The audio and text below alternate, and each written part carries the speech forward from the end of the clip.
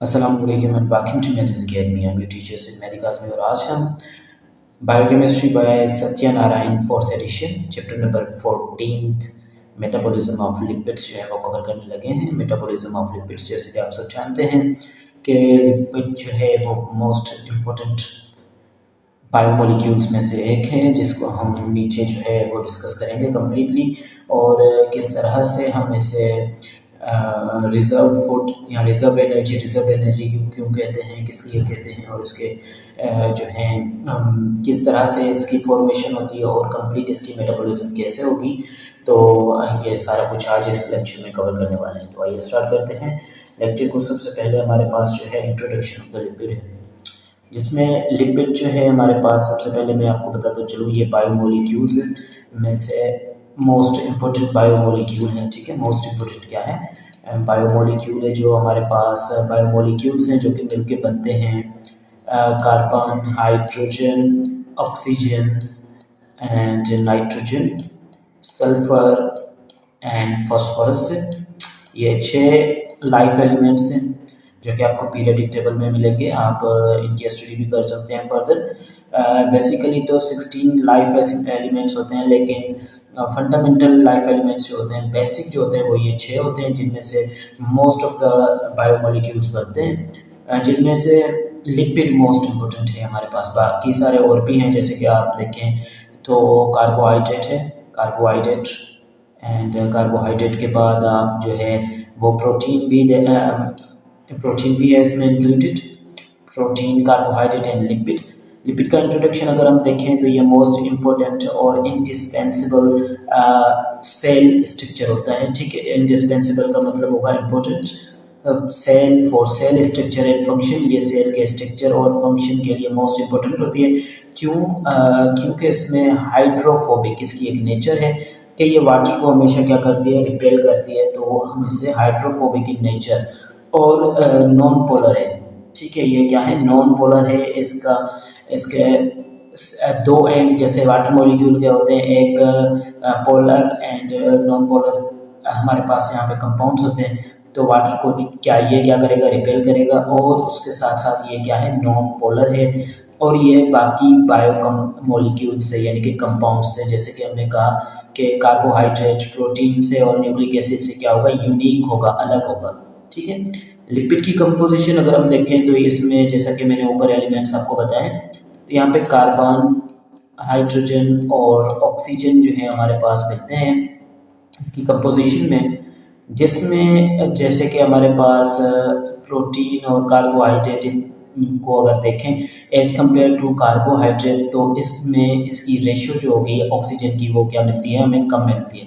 Oxygen की ratio क्या होती है हमारे पास लिपिड्स में, कम मिलेगी, और इनके पास reduced form of fatty acids, यानी इसके पास जो फैटी एसिड जिससे ये मिलके बनते हैं। तो लिपिड्स के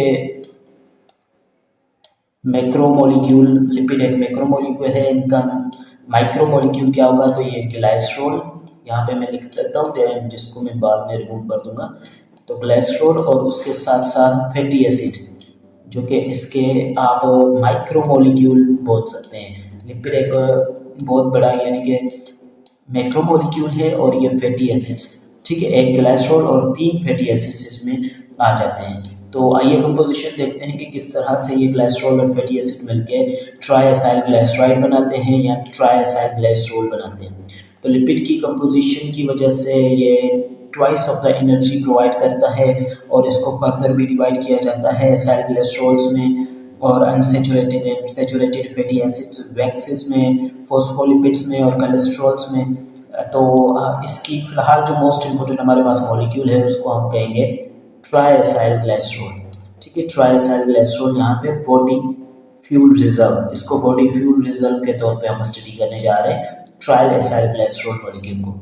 लिपिड हमारे पास टोटल जो है बॉडी का वेट इंसान में, ह्यूमंस में, वो 15 से 20% बनाता है। ठीक है, 15 से 20% पूरी बॉडी में क्या होता है जो वेट होगा इंसान का, वो इसका लिपिड का पोर्शन होगा। ठीक है, अब उसमें से भी मोस्ट इम्पोर्टेंट जो लिपिड की क्लास है जिसको आप ट्राइएसाइल ग्लाइसरॉल कहते हैं, जिसको ट्राइएसाइल ग्लाइसराइड भी फॉर्मली कहा जाता था, ये मोस्ट एबंडेंट मिलता है हमें। ये लिपिड की क्लास में हमें सबसे ज़्यादा मिलेगा ट्राइसैलग्लाइसराइड, जो कि 85 to 90% बॉडी का लिपिड होगा। ठीक है, यानी कि हमारे पास टोटल वजन के हिसाब से जो लिपिड होगा वो 15 से 20% होगा।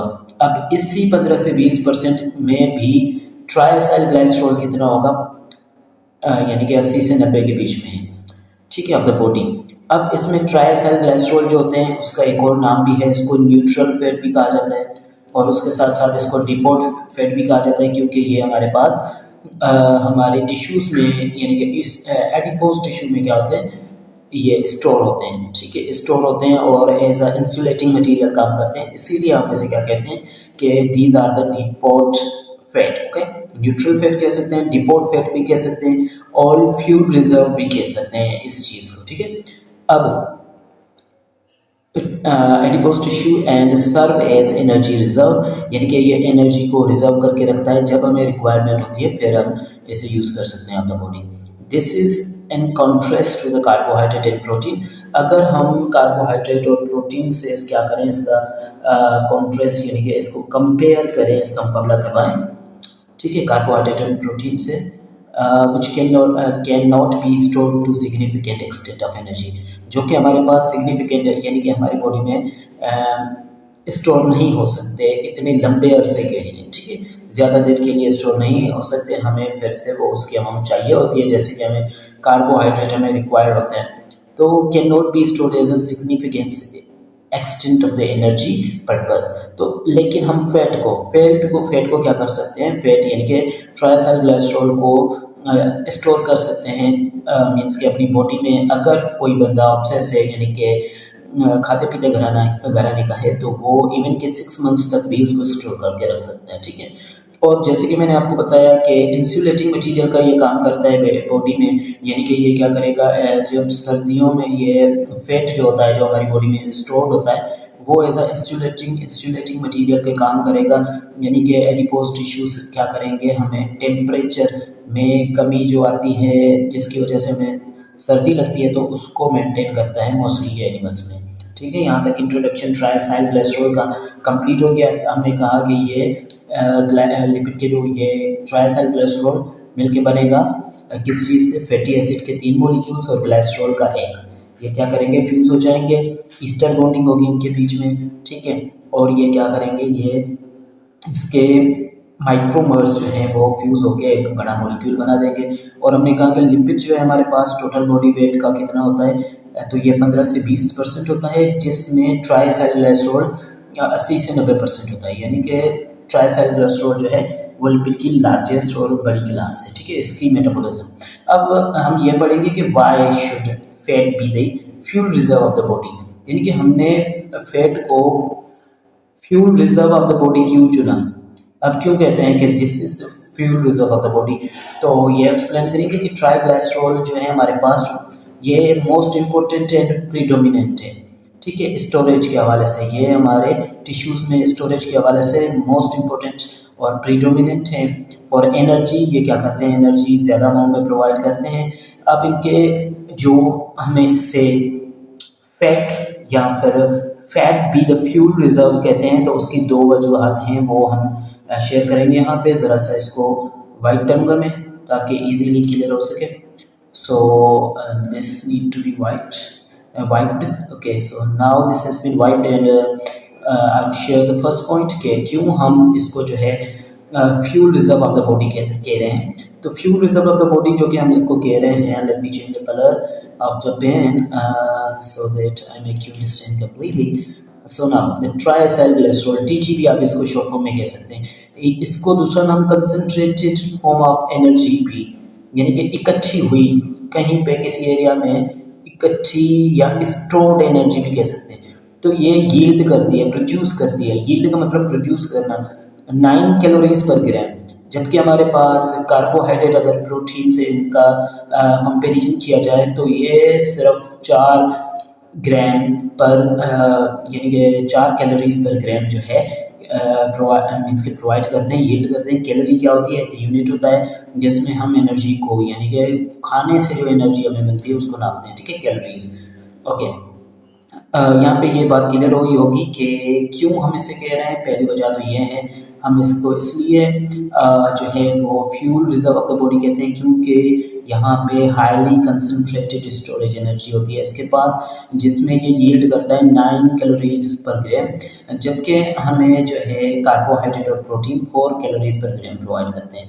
तो दैट्स वाई, और उसके साथ साथ फैटी एसिड्स इसमें क्या होते हैं, ट्राइसाइक्लोस्ट्रोल में हमें रिड्यूस्ड फॉर्म में मिलते हैं, इसलिए ये क्या करते हैं, डबल एनर्जी प्रोवाइड करते हैं as compare to the carbohydrate and protein. उसके बाद ट्राइसाइक्लोस्ट्रोल की दूसरी वजह के क्यों हम इसके जो है वो fuel reserve of the body कहते हैं, तो उसकी दूसरी वजह ये है कि ये नॉन पोलर इन नेचर है और हाइड्रोफोबिक इन नेचर है। नॉन पोलर के साथ साथ ये हाइड्रोफोबिक है, वाटर को रिपेल करता है इजीली। ये हमारे पास सेल मेम्ब्रेन्स में, जो कि सेल मेम्ब्रेन आपको पता है कि वो भी एक टाइप ऑफ लिपिड से मिलकर बनती है। फॉस्फोलिपिड के 2 लेयर्स होते हैं जो कि हमने फ्लूइड मोजाइक मॉडल में पढ़े थे, stored in the pure form. अब हम फैट को, ट्राइसाइक्लोस्ट्रोल को प्योर फॉर्म में भी जो है वो स्टोर कर सकते हैं अपने टिश्यूज में, यानी कि एडिपोज टिश्यूज में विदाउट द वाटर, यानी कि वाटर की एसोसिएशन के अलावा भी जो है ट्राइसाइक्लोस्ट्रोल या फैट को हम क्या कर सकते हैं, प्योर फॉर्म में without any association of the water हम स्टोर कर सकते हैं, जिसको आप एनी हाइड्रस फॉर्म भी कह सकते हैं। ये हम कहेंगे जब कोई कंपाउंड क्या होता है कि वाटर की एसोसिएशन के बगैर स्टोर होता है तो उससे एनी हाइड्रस फॉर्म कहते हैं। और अदर देन ग्लाइकोजन को जब हम स्टोर करते हैं हमारे मसल्स या लिवर सेल में, तो उससे 2 ग्राम ऑफ वाटर स्टोरेज के लिए चाहिए होते हैं, ठीक है। प्रोटीन या ग्लाइकोजन को क्या करते हैं, अगर स्टोर करने की ये पोलर है दोनों, और अगर हम इससे 1 ग्राम ऑफ ग्लाइकोजन को क्या करें, स्टोर करने की कोशिश करें, तो इसको क्या रिक्वायर होगा, इसको जो है वो 2 gram of water for storage required होगा। और फैट्स को, यानी कि ट्राइसाइक्लोस्ट्रोल को कोई रिक्वायरमेंट ऑफ वाटर नहीं होती, इसलिए ये एनहाइड्रस फॉर्म में पाया जाता है, ठीक है। यानी कि हम इसको एनहाइड्रस फॉर्म में, यानी कि विदाउट वाटर भी। उसके बाद यहाँ पे हमारे पास 2 रीज़न हैं जो कि ऊपर हमें बताए गए हैं।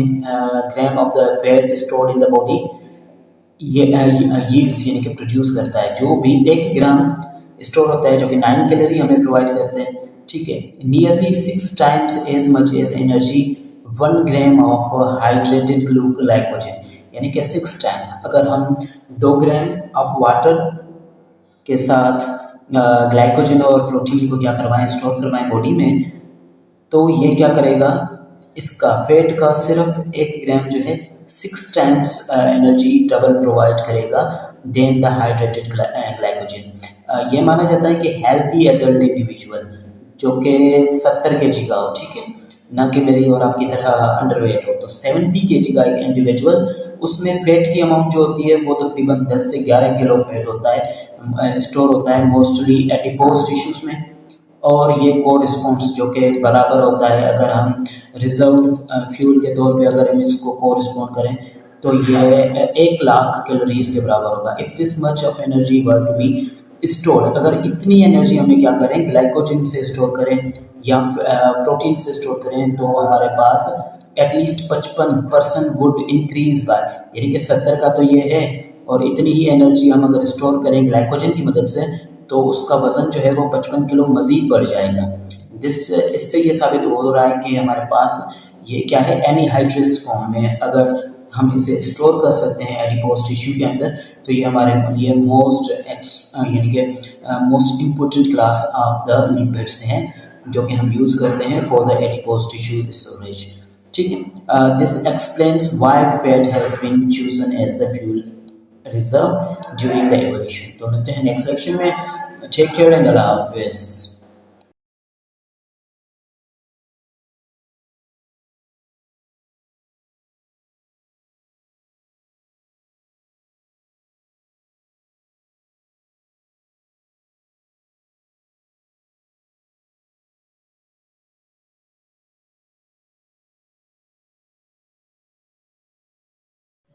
अस्सलामुअलैकुम and welcome to Medis academy. I am your teacher Syed Mehdi Kazmi, और आज हम मेटाबॉलिज्म ऑफ लिपिड्स में लेक्चर नंबर 2 देखेंगे। चैप्टर नंबर 14 कवर करने जा रहे हैं, और जिसमें मेटाबॉलिज्म के ऊपर lecture number 1 I have already delivered. I hope कि वो आपने सुन लिया होगा। एंड पिछले लेक्चर में जो हमने इम्पोर्टेंट चीज़ें डिस्कस की थी उसमें लिपिड का इंट्रोडक्शन था। ट्राई एसाइल ग्लाइसरॉल को हम बॉडी फ्यूल रिजर्वर के तौर पे पढ़ रहे थे। एंड उसके बाद हमने ये भी क्लियर किया था कि इसको fuel reserve of the body क्यों कहा जा रहा है, और उसके साथ साथ इसके 2 रीज़न्स आपके साथ शेयर किए थे। आज हम इसके फर्दर जो हैं कुछ एस्पेक्ट्स जो हैं उनको स्टडी करने जा रहे हैं, जिनमें दूसरे टाइप्स ऑफ लिपिड्स भी आ जाएंगे, और उसके साथ साथ transport of lipid and storage of lipid, ये सारा कुछ हम कवर करने जा रहे हैं। तो जैसे कि हमने पीछे जहाँ पे पिछला लेक्चर एंड किया था, तो आज हम यहाँ से स्टार्ट करेंगे पेज नंबर 286 से। तो लॉन्ग चेन जो होती हैं फैटी एसिड्स की, जैसे कि आपको पता है कि फैटी एसिड क्या होते हैं हमारे पास, ग्लाइसरॉल और फैटी एसिड मिलके क्या बनाते हैं, हमारे पास ट्राई एसाइल ग्लाइसरॉल बनाते हैं, जो कि मेजर हमारे पास लिपिड का मॉलिक्यूल था, जिसका हम मेटाबॉलिज्म यानी कि हमारी बॉडी में वो किस तरह से डाइजेस्ट या उसकी किस तरह से मेटाबॉलिज्म होती है वो पढ़ रहे थे। तो ये बेसिकली हमारे पास क्या होता है, एक लॉन्ग चेन होती है ideal storage of four reservoir of the body, यानी कि ये क्या है, एक ideal storage and fuel reserve of the body है, जो कि पिछले लेक्चर में हम कवर कर चुके हैं। अब इसके बिना पे हम क्या कर सकते हैं, fats can support the bodies energy. ये क्या करता है, बॉडी की एनर्जी नीड को सपोर्ट कर सकता है लॉन्ग पीरियड के लिए, ठीक है, लॉन्ग पीरियड के लिए। जैसे कि हमारे पास कुछ और भी कार्बोहाइड्रेट जैसे कि प्रोटीन, ये बायोमोलिक्यूल्स हैं। तो हमारे पास कार्बोहाइड्रेट को हम इंस्टेंट सोर्स ऑफ एनर्जी कहेंगे, क्योंकि ये इमीडिएटली हमें एनर्जी प्रोवाइड करता है। और इसका अगर कंपैरिजन करें लिपिड के साथ, तो ये इंस्टेंट एनर्जी नहीं प्रोवाइड करता, लेकिन सबसे ज़्यादा एनर्जी जो बायोमोलिक्यूल प्रोवाइड करता है वो लिपिड है हमारे पास, ठीक है। तो fats can support the bodies energy need, ये बॉडी की एनर्जी की नीड को सपोर्ट करते हैं लॉन्ग पीरियड्स के लिए ऑफ फूड, यानी कि अगर फूड नहीं हम इंटेक कर रहे हैं तो भी हमें ये क्या करेगा, सपोर्ट करेगा। जैसे कि कुछ एक्सट्रीम काजेज़, एक्सट्रीम कंडीशंस में, फॉर एग्जांपल जैसे कि ड्यूरिंग द फास्ट, यानी कि जब हम रोज़ा रखते हैं तो उस टाइम, या फिर स्टारवेशन के टाइम, तो एक बंदा जो है वो हेल्दी पर्सन 60 to 90 डेज़ के लिए सर्वाइव कर सकता है विथआउट हैविंग लिपिड, ठीक है। लिपिड को खाने के बजाय, यानी कि लिपिड के बगैर हम 2 से 3 माह सर्वाइव कर सकते हैं। I will again wipe this one. And उसके साथ साथ अगर वो ऑब्सेसिव पर्सन है, यानी कि खाते पीते घराना का है, मीन्स के मोटा सा है, पतला नहीं है, तो वो तो इससे भी ज़्यादा, यानी कि 90 to 60 डेज़ से भी ज़्यादा, 6 मंथ्स तक भी ये सर्वाइव कर सकता है। अब ये यहाँ पे किस तरह से ये लिपिड की स्टोरेज और करके रखते हैं लिविंग ऑर्गेनिजम्स।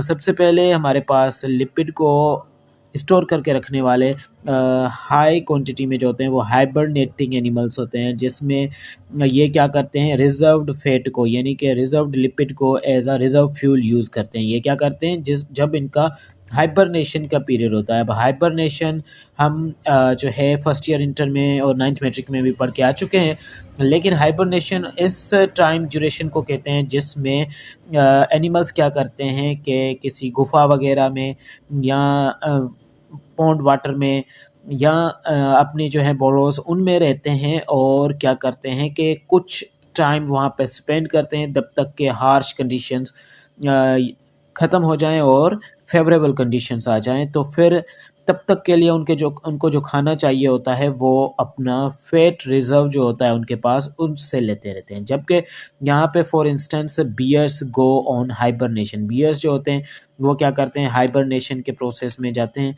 तो जैसे ही वो हाइबरनेशन के प्रोसेस में जाते हैं तो उनका रिजर्व्ड फूड जो होता है, यानी कि फैट जो होता है, फ्यूल आप कह सकते हैं इसको, ठीक है, जो कि एडिपोज टिश्यूज़ में स्टोर्ड रहता है, वो क्या करेगा, इन्हें हेल्प करेगा।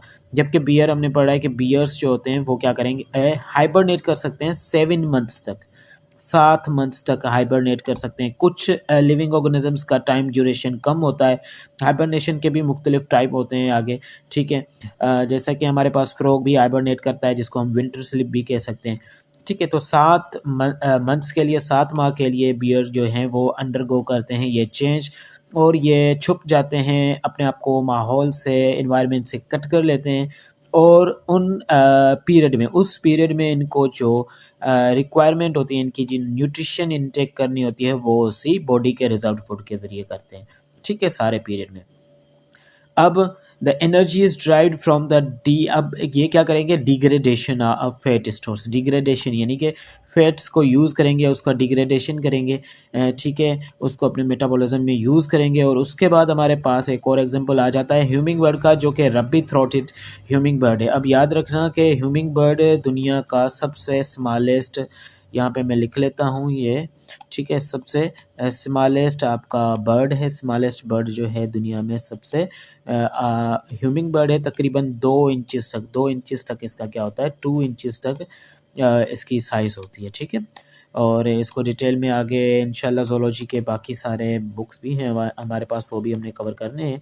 इवन कि आप एनाटॉमी, सिनेल्स एनाटॉमी और फिजियोलॉजी, इसके लिए भी एमबीबीएस की क्लासेस जो हैं वो भी हम कवर करवाएंगे, लेकिन करंटली हमारे पास बैचेस में वो पढ़ा रहे हैं, यूट्यूब पे नहीं। तो these are the classes for the batches only, okay, these books are for the, तो ये यहाँ पे हमारे पास ये शेयर करेंगे। बेसिकली ये भी बायोकेमिस्ट्री जो है वो एमबीबीएस के लिए है, लेकिन यहाँ पे बिकॉज हमें बीएस और एमएस लेवल पे भी पढ़ाया जा रहा है, so that's why I am teaching you. तो बात कर रहे थे हम रबी थ्रोटेड ह्यूमिंग बर्ड की, जो कि नॉन स्टॉप फ्लाइंग करता है इंग्लैंड से वेस्ट इंडीज़, न्यू इंग्लैंड से वेस्ट इंडीज़ के दौरान, जो कि तकरीबन 2400 किलोमीटर हो जाता है, और ये 40 किलोमीटर की स्पीड से फ्लो करता है तकरीबन 60 आवर्स तक। अब 60 आवर्स तक 2400 किलोमीटर कोई बर्ड जो है वो फ्लाई करता रहता है, तो जाहिर सी बात है उसको फूड की ज़रूरत होती है। जैसे कि अगर हम कहीं पे जाते हैं, कोई ट्रेवल करने जाते हैं, तो बीच में ब्रेक लेते हैं, या लंच हो या फिर डिनर हो वहाँ पे कर लेते हैं। लेकिन अब ह्यूमिंग बर्ड जो रबी थ्रोटेड है वो न्यू इंग्लैंड से वेस्ट इंडीज़ तक जाता है, तो 24 किलोमीटर तक कंटिन्यूसली फ्लाई करते रहता है, और उसकी स्पीड जो होती है 40 किलोमीटर पर आवर से ये 60 घंटे तक का सफ़र करता है, ठीक है। और इस दौरान ये अपनी एनर्जी रिक्वायरमेंट जो है वो अपने रिजर्व फूड यानी कि अपने एडिपोज टिश्यू में जो लिपिड्स पड़े हैं ट्राइएसाइल ग्लाइसरॉल की सूरत में, उनको यूज़ करता है, ठीक है। उसके बाद हम देखेंगे नेक्स्ट हमारा जो है यहाँ पे, लेट मी, ओके, ये देखें यहाँ पे अदर इम्पोर्टेंट बॉडी लिपिड्स। अब दूसरे भी हमारे पास बॉडी लिपिड्स हैं, क्योंकि as we know that these are the biological molecules, and biological molecules सिर्फ हम कार्बोहाइड्रेट के लें या लिपिड के लें या प्रोटीन के लें या न्यूक्लिक एसिड के लें, इस तरह से नहीं होते, उनके सब क्लासेस भी होती हैं जो कि हमें स्टडी करनी पड़ती है, बिकॉज लाइफ इतनी कॉम्प्लेक्स है, इतनी मीन्स के केमिकल्स इन्वॉल्व हैं हमारे इस बायोकेमिस्ट्री में, हमारी लाइफ में, कि उनके फर्दर फॉस्फोलिपिड एंड ग्लाइकोलिपिड्स, इनके भी फर्दर डिविजन हो सकते हैं, ठीक है। तो लिपिड को फर्दर जो हमारे पास इंपॉर्टेंट है, जैसे कि फॉस्फोलिपिड है, उसके बाद ग्लाइकोलिपिड्स है, एंड कोलेस्ट्रॉल भी है, ये भी एक इम्पोर्टेंट माना जाता है। ये मेजर कंपोनेंट्स हैं सेल मेम्ब्रेन के, ये सेल मेम्ब्रेन के और हमारे बायोलॉजिकल ऑर्गन्स सारे, यानी कि एज यू नो दैट कि हमारी कंप्लीट बॉडी सेल्स से मिलकर बनी हुई है, ठीक है। तो सेल्स जो है हमारे पास, उनकी मेम्ब्रेन्स हैं, ठीक है। अब ये तकरीबन एस्टिमेट के तौर पे 37 ट्रिलियन सेल्स, 37 ट्रिलियन सेल्स में भी जो मेम्ब्रेन स्ट्रक्चर होगा उसमें फॉस्फोलिपिड यानी कि लिपिड बाइलेयर मिलेंगे। तो आप यहाँ से अंदाज़ा लगा सकते हैं कि ग्लाइकोलिपिड, फॉस्फोलिपिड एंड कोलेस्ट्रॉल वो भी सारे क्या हैं, मेजर कंपोनेंट्स हैं, और कितने अहम हैं, क्योंकि ये सारे कवरिंग जो सेल के ऊपर है इसमें लिपिड इन्वॉल्व है। कोलेस्ट्रॉल को तो हम प्रेस कर यूज़ कर सकते हैं, bile acid and steroid hormone, ये जो है लीडिंग, आप कह सकते हैं कोलेस्ट्रॉल क्या है, एक लीडिंग मीन्स के इसका मॉलिक्यूल है, जो कि क्या करता है, in the form of bile acid and steroid hormones की फॉर्म में हमें मिलता है। स्टीरॉयड हार्मोन हम डिस्कस कर चुके हैं पहले भी पिछले लेक्चर में, ठीक है। तो यहाँ पे फैट एसिड, अब यहाँ पे एर्केडोनिक एसिड जो है and unsaturated fatty acid, unsaturated fatty acid को भी हमने डिस्कस किया था कि एक में कार्बन बॉन्ड सिंगल पाई जाती है और दूसरे में डबल पाई जाती है। तो ये डिफरेंस होता है, इनकी चेन्स में डबल बॉन्ड पाई जाए एक या एक से दो, और सिंगल बॉन्ड पाई जाए तो unsaturated and saturated fatty acids, हम फर्स्ट ईयर में भी इसको कवर कर चुके हैं, ठीक है। The substrate for the synthesize of certain intercellular regulators, जैसे कि हमारे पास प्रोस्टाग्लैंडिनियस होते हैं जो कि स्वेलिंग और पेन सेंसेशन और स्वेलिंग को कंट्रोल करते हैं, और थ्रोम्बोक्सेंस, एंड उसके बाद हमारे पास जो है प्रोस्टाग्लैंडिन्स आ जाते हैं, ठीक है। तो ये सारे क्या हैं हमारे पास इम्पोर्टेंट लिपिड्स हैं, लिपिड की क्लासेस में से इम्पोर्टेंट है जो कि डील करते हैं बायोकेमिस्ट्री, यानी कि हमारी बॉडी के अंदर डिफरेंट मेटाबॉलिक रेट्स से। ट्रांसपोर्ट ऑफ लिपिड कैसे होती है, स्टोरेज तो हमने पढ़ लिया। अब ट्रांसपोर्ट ऑफ लिपिड को देखें तो ये हमने लिपिड पहले ही क्लास में पढ़ा था कि दिस इज़ इनसोल्यूबल, यानी कि ये वाटर में हल नहीं होगा, दिस इज़ इनसोल्यूबल, लेकिन हम इसको सोल्यूबल बना सकते हैं इथेनॉल और अल्कोहल, यानी कि इनऑर्गेनिक सॉल्वेंट से क्या कर सकते हैं, इनको बना सकते हैं, मीन्स के उसको सोल्यूबल कर सकते हैं, उसमें ये सोल्यूबल है। तो ट्रांसपोर्ट ऑफ लिपिड्स में ये जैसे कि हमें पता है कि ये इंसोल्यूबल हैं, लिपिड्स क्या है, इंसोल्यूबल है। इनको सोल्यूबलाइज करने के लिए एक और चीज़ की ज़रूरत होती है जिसके साथ ये एसोसिएशन बना लेते हैं, तो वो एसोसिएशन, क्योंकि ये नेचर के तौर पे क्या है, इंसोल्यूबल है, तो ये अपनी एसोसिएशन किसके साथ, प्रोटीन के साथ बनाएंगे, जिसको फिर लाइपोप्रोटीन। अब लाइपोप्रोटीन एक कॉन्जुगेटेड, जो कि आप फर्स्ट ईयर में भी पढ़ के आ चुके हैं, लेकिन अभी भी आपको बताऊंगा कि जब बायोकेमिकल्स एक दूसरे के साथ मिल जाएंगे तो ये क्या कर जाएंगे, कॉन्जुगेटेड मॉलिक्यूल बनाएंगे। तो यहाँ पे लिपिड्स और प्रोटीन मिलके हमारे पास लाइपोप्रोटीन बना है, ठीक है। लिपोप्रोटीन या lipoprotein, different pronunciations you can go with, okay. So now this is molecule which is known as conjugated molecules. Conjugated molecules are those type of molecules which are made up of two major groups. As we know that we have carbohydrate and lipid, protein and nucleic acid. Okay तो इनमें से combination करके, इनके combination से, इनमें से किसी भी दो की कॉम्बिनेशन के से अगर कोई तीसरा एमसीक्यू मींस के मॉलिक्यूल बन रहा है तो उसको हम कॉन्जुगेटेड मॉलिक्यूल कहेंगे। और conjugated molecule as I told you earlier, conjugated molecule यहाँ पे इस फॉर्म में हमें ज़रूरत पड़ेगी क्योंकि यहाँ पे लिपिड जो है वो इनसोल्यूबल है, दैट्स वाई। अब ये लिपिड क्या किया जाता है, इन लाइपोप्रोटीन की फॉर्म में ट्रांसपोर्ट किया जाता है ब्लड स्ट्रीम्स में, यानी कि हमारे ब्लड को दिया जाता है, हमारी blood streams through the lymphatic system and blood circulatory system, इनको ब्लड स्ट्रीम में क्या कर दिया जाता है, भेज दिया जाता है, जहाँ से ये डिफरेंट न्यूट्रिएंट्स को कैरी करते हैं एंड फ्री लिपिड को भी यहाँ पे कैरी करेंगे। फ्री लिपिड पर पढ़ते हैं आगे क्या है, और अनडिटेक्टेबल इन ब्लड, और इसको हम अनडिटेक्टेबल भी कर सकते हैं, specially in the lipid profile. Lipid profile जो डॉक्टर हमें टेस्ट लिख के देते हैं, एक तो LFTs होते हैं, लेकिन यहाँ पे हम क्या पढ़ रहे हैं, लिपिड प्रोफाइल। लिपिड प्रोफाइल में फ्री फैटी एसिड्स जो होंगे वो क्या करेंगे, हमारे पास free fatty acids lipid profile में नहीं आते हैं, ठीक है।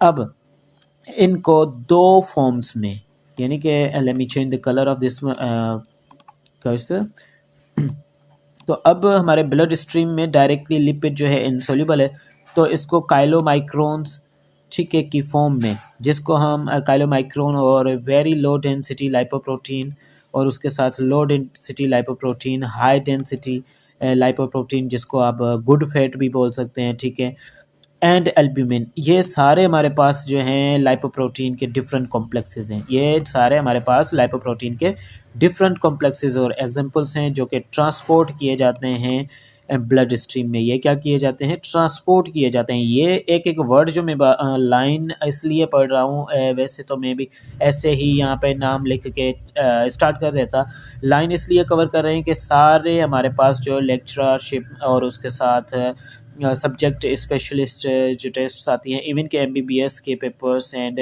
BS जोलॉजी बॉटनी, ये उनके लिए यानी कि मुफीद हैं। तो that's Y I am making you understand a single word so that कि आपको कहीं पे परेशानी ना हो। तो HDL जो है हमारे पास गुड फैट माना जाता है, और फ्री एल्ब्यूमिन भी होती है, फैटी एसिड्स, ये सारे लाइपोप्रोटीन की फॉर्म है जो कि क्या होते हैं, इसी फॉर्म में ब्लड में ट्रांसफ़र होते हैं, otherwise they don't have any chance, ठीक है, उनके पास ब्लड स्ट्रीम्स में जाने का कोई चांस नहीं होता है विथआउट द लाइपोप्रोटीन कॉम्बिनेशन। ठीक है, अब ये लाइपोप्रोटीन क्या है, complex that transport lipid in the blood stream, जो कि यहाँ पे let me clear this one. Okay, detail of the plasma details of plasma lipoprotein and their metabolism are discuss later, इसको बाद में डिस्कस करेंगे, जो कि हमारा टॉपिक भी अभी नहीं है। टॉपिक में जो इम्पोर्टेंट है वो हम देखेंगे। प्लाज्मा प्रोटीन भी हमारे पास, प्लाज्मा लिपिड भी नहीं है, लेकिन हम अगर यहाँ पे आ चुके हैं तो ज़रा इसको स्टडी कर लेते हैं क्विकली। तो हमारे पास बहुत सारे फ्रैक्शंस ऑफ लिपिड्स हैं, जैसे कि various fractions of lipid in the plasma membrane B estimated by different method after extracting them with the lipid solution solvent. Okay, the plasma level of lipid हमारे पास are of unuseful, ये हमारे पास, और plasma level health और individuals में disease को diagnose करने के लिए, जैसे कि मैंने आपको बोला था कि लिपिड प्रोफाइल, उसके लिए हमारे पास एक डॉक्टर्स टेस्ट लिख के देंगे, क्योंकि इनको इंडिविजुअल्स को और हेल्थ कंसर्न्स के साथ साथ हमें क्या करना होता है, डॉक्टर्स को हमें सर्वाइव करवाना होता है। So that's why they make the test, laboratorical test, जिसमें मैं आपको चार्ट दिखाता हूँ। ये है लिपिड प्रोफाइल। ओके, यहाँ पे आप देख सकते हैं ऊपर टेबल नंबर 14.1 में lipid concentration of lipid profile ये सारी ह्यूमंस में दी गई है। यहाँ पे मैं अगर वाइप कर देता हूँ सो दैट आपको क्लियर हो जाए। यहाँ पे टोटल लिपिड भी देख सकते हैं कितनी है, रेफरेंस वैल्यू, और उसके साथ साथ total cholesterol and LDL cholesterol, ठीक है, लो डेंसिटी, और ये गुड कोलेस्ट्रॉल जिसको आप H high density cholesterol HDL। उसके बाद यहाँ पे ज़रा सा I need to wipe. Okay, VL very low density lipoprotein या फिर ठीक है कोलेस्ट्रॉल, ये भी है, triglycerol, phospholipids and fatty acids, ये सारी की सारी टेस्ट जो है ये चेक की जाती है हमारे पास लिपिड प्रोफाइल में। डॉक्टर सजेस्ट करते हैं regarding the different diagnosis in the medical sciences. And उसके बाद हम बढ़ेंगे, लेक्चर जो है हमारा 17 मिनट क्रॉस कर चुका है। So I will sum up this lecture as soon as possible. Here you can see, जो भी अभी मैंने आपको यहाँ पे पढ़ाया है उसका आप या इस डायग्राम में समरी हम देख लेंगे। इस डायग्राम में हम अगर समरी देखने को आए तो ये सिंथेसाइज ऑफ जो है VLDL, यानी कि ये क्या कर, लाइपोप्रोटीन VLDL कहाँ पे फॉर्म होगा, लिवर में। ठीक है, ये इंपॉर्टेंट MCQs पूछे जा सकते हैं, ये आप याद कर लें।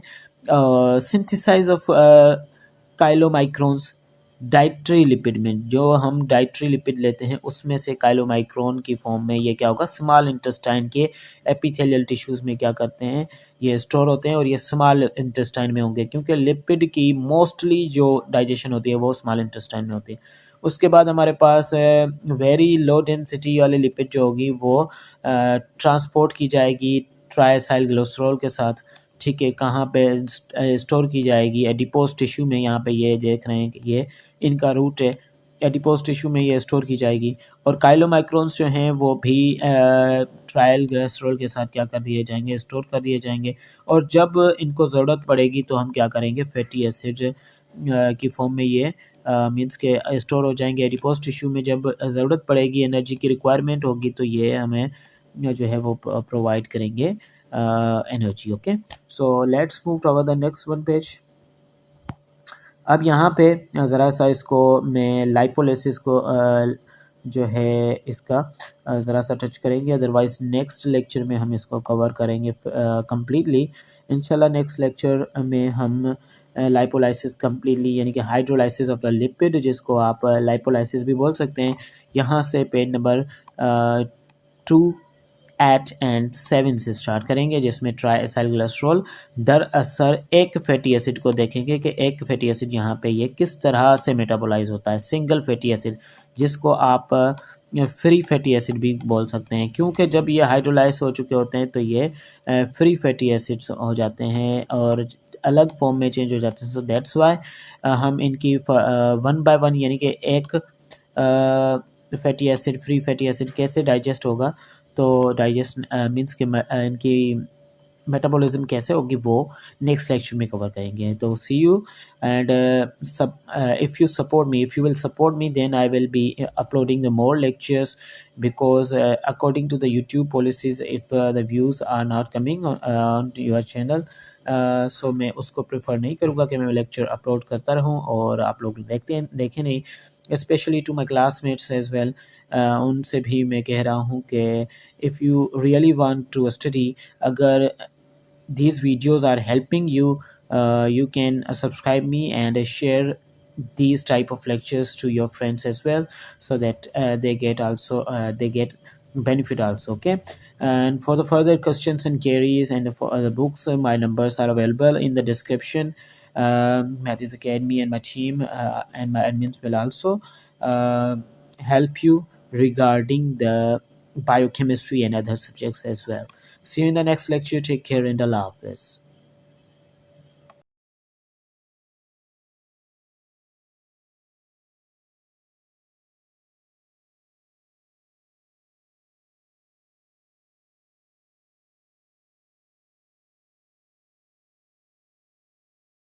Alaikum and welcome to Mehdi's Academy. I'm your teacher Sayyid Mehdi Kazmi.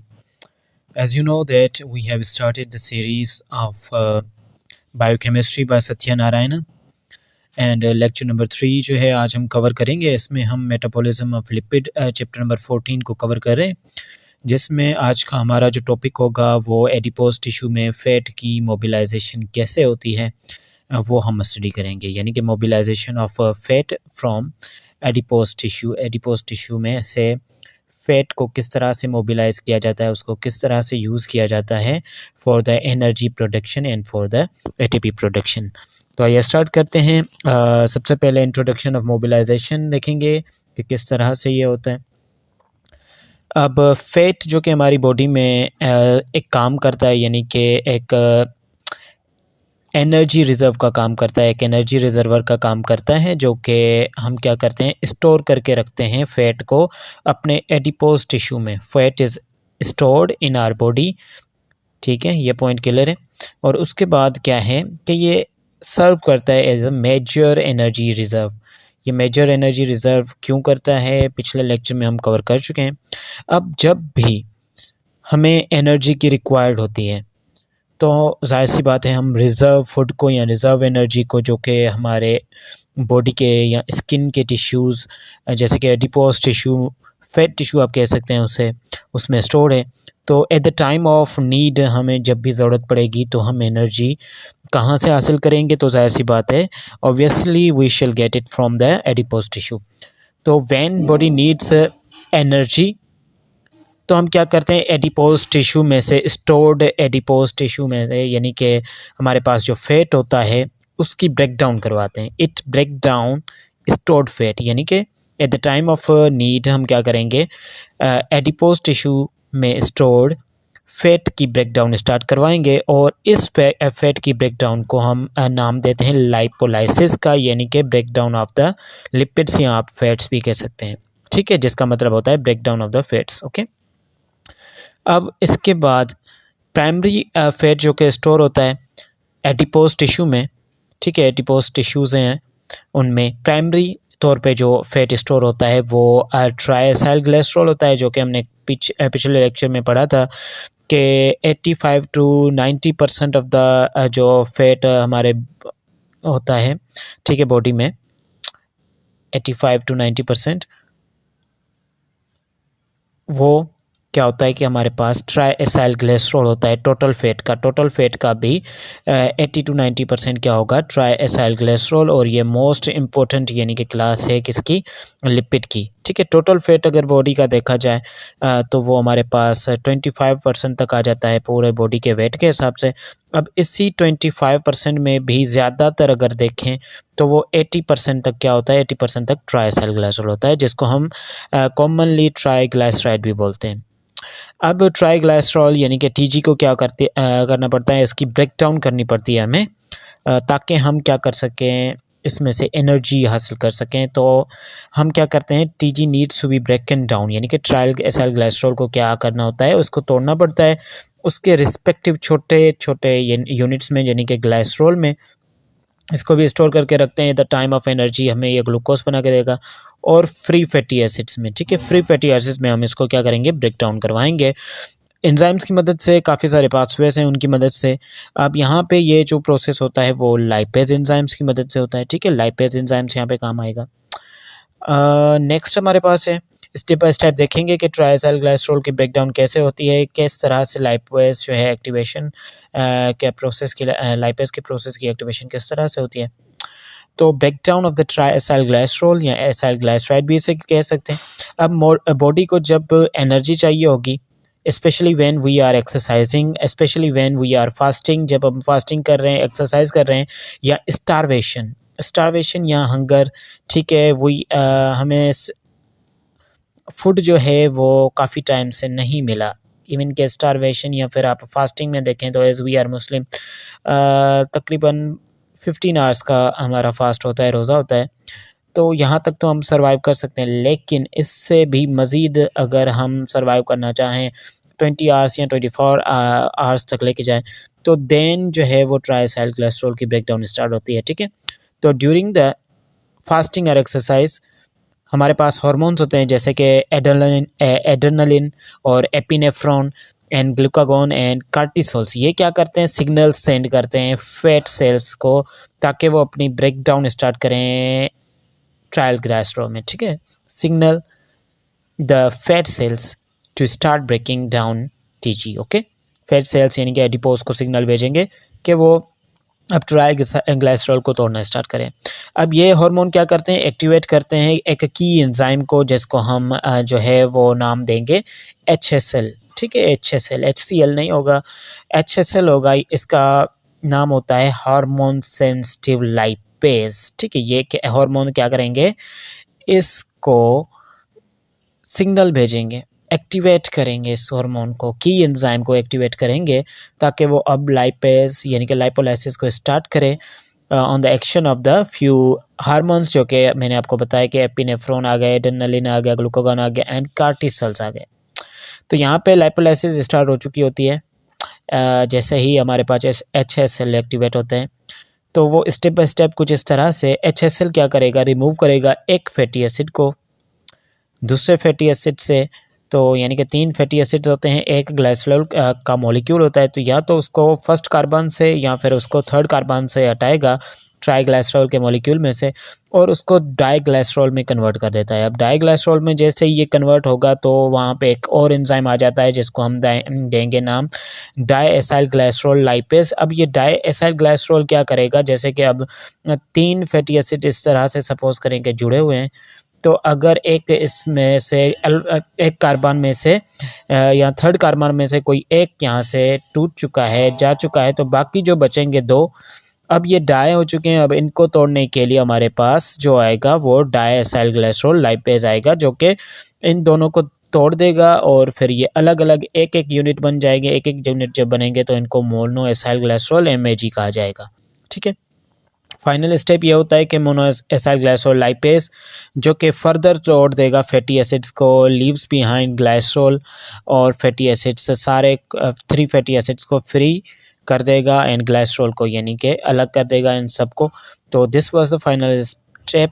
अब यहाँ पे क्या होता है, अब इनके प्रोडक्ट्स जो कि हमारे पास, हमने कहा कि ग्लाइसरॉल भी आ गया, 3 अलग तरह के फ्री फैटी एसिड्स भी हमारे पास आ गए, एक ग्लाइसरॉल आ गया और 3 अलग तरह के फ्री फैटी। अब ये एक दूसरे से जुड़े नहीं हुए क्योंकि यहाँ पे एंजाइमेटिक एक्टिविटीज़ हुई, लाइपोलाइसिस हुई, ब्रेकडाउन हुई, अब ये टूट चुके हैं।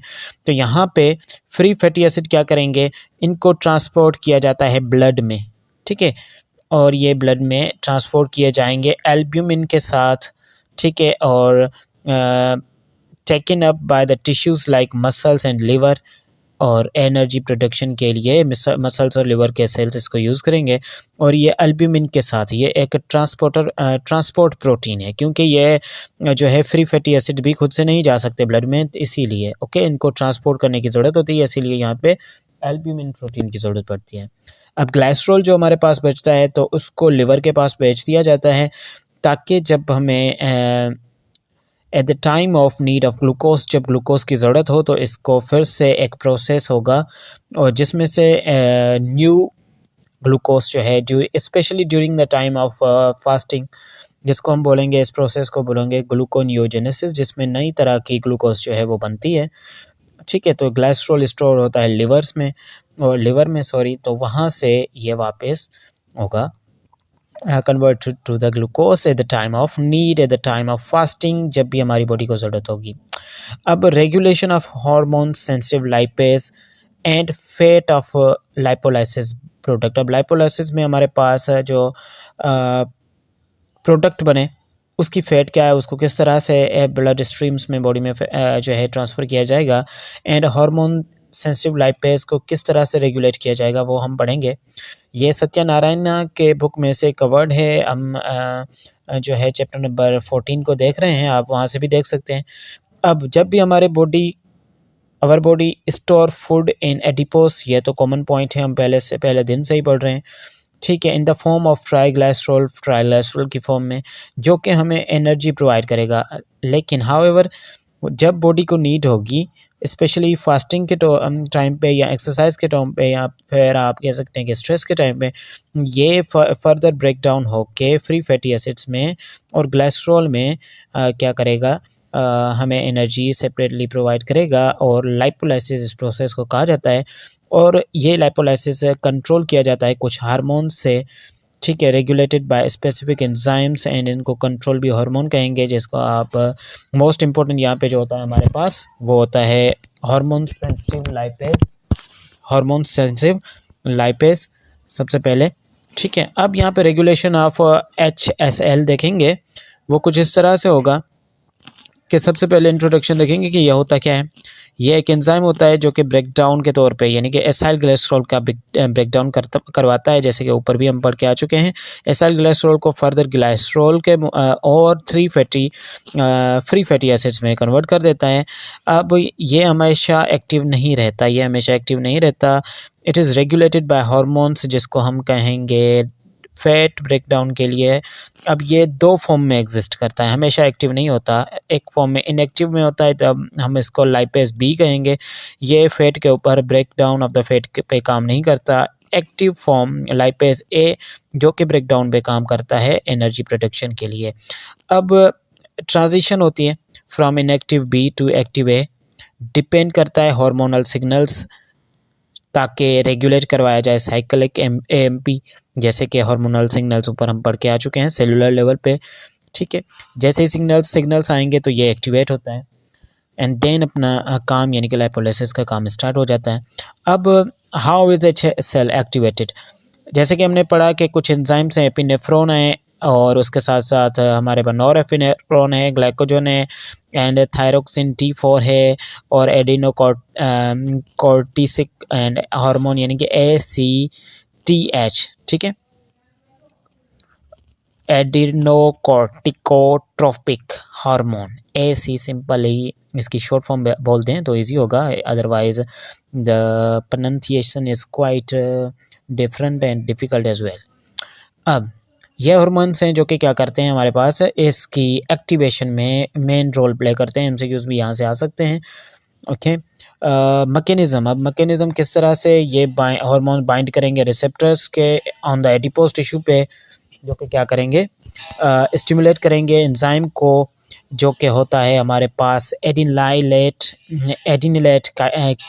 साइक्लेसिस, इसको क्या करेंगे, एक्टिवेट करेंगे। अब ये फिर एडिनिलेट साइक्लेसिस क्या करेगा, साइक्लिक एएमपी को, इसके लेवल को बढ़ा देगा, सिग्नल करेगा मॉलिक्यूल्स को ताकि स्टार्ट करवाई जाए। अब साइक्लिक एएमपी एक्टिवेट करेगा प्रोटीन काइनेज एंजाइम्स को, depending on the protein kinase. ठीक है, अब यहाँ पे काइनेज एंजाइम्स की क्या होगी, फॉस्फोरिलेशन, यानी कि फॉस्फोरिलेट किया जाएगा, इसको एक्टिवेट किया जाएगा। अब ये करेगा एक्टिवेट HSL को, और इसको करेगा converting it from B to active. अब इसको इनएक्टिव से एक्टिव में कन्वर्ट करना किसका काम होगा, इसका काम होगा, जिसका नाम है प्रोटीन काइनेज, या फिर प्रोटीन काइनेज के बाद हमारे पास काइनेज फॉस्फोरिलेट, जो कि क्या करेगा, एक्टिवेट करेगा HSL को, यानी कि हार्मोन सेंसिटिव लाइपेज को एक्टिवेट करेगा इनटू द फॉर्म A, और फिर जो है काम होता है प्रोडक्शन ऑफ द एनर्जी। अब जब हमारे पास HSL एक्टिवेट हो जाता है तो ये ट्रायल एसाइल ग्लाइसरॉल को ब्रेक डाउन करवाना स्टार्ट करता है। एक ग्लाइसरॉल का यूनिट बनेगा, 3 फ्री फैटी एसिड्स बनेंगे जो कि एनर्जी प्रोडक्शन के लिए क्या होंगे, हमारे पास अवेलेबल होंगे। अब कुछ सिग्नल्स जो हैं वो प्रिवेंट HSL की प्रोडक्शन को यानी कि इसकी एक्टिवेशन को क्या करेंगे, रोकेंगे। तो वो कुछ ऐसे होते हैं जैसे कि हमारे पास इनहिबिट करने के लिए, यानी कि आप क्या कह सकते हैं, इनको लाइपोलाइसिस के प्रोसेस को इनहिबिट करने के लिए यूज़ कर सकते हैं। हम यूज़ कर सकते हैं जैसे कि इंसुलिन है, ये एक ऐसा हार्मोन होता है जो कि फैट के स्टोरेज को प्रिवेंट यानी कि इसकी ब्रेकडाउन को प्रिवेंट करेगा, ठीक है, क्योंकि ये क्या करेगा, साइक्लिक एएमपी के लेवल को क्या करेगा, लोअर कर देगा, कम कर देगा, और एक एंजाइम को एक्टिवेट कर देगा जो कि है फॉस्फोडाइस्टरेज।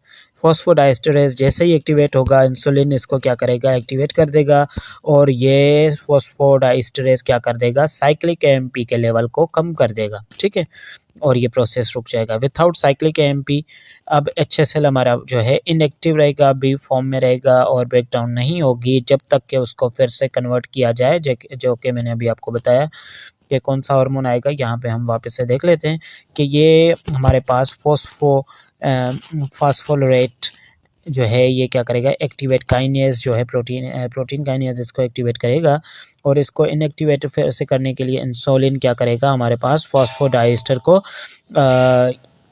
रिलीज़ करेगा ताकि क्या हो जाए, इसकी स्टॉप इसको इनहिबिट किया जाए इसकी प्रोसेस को।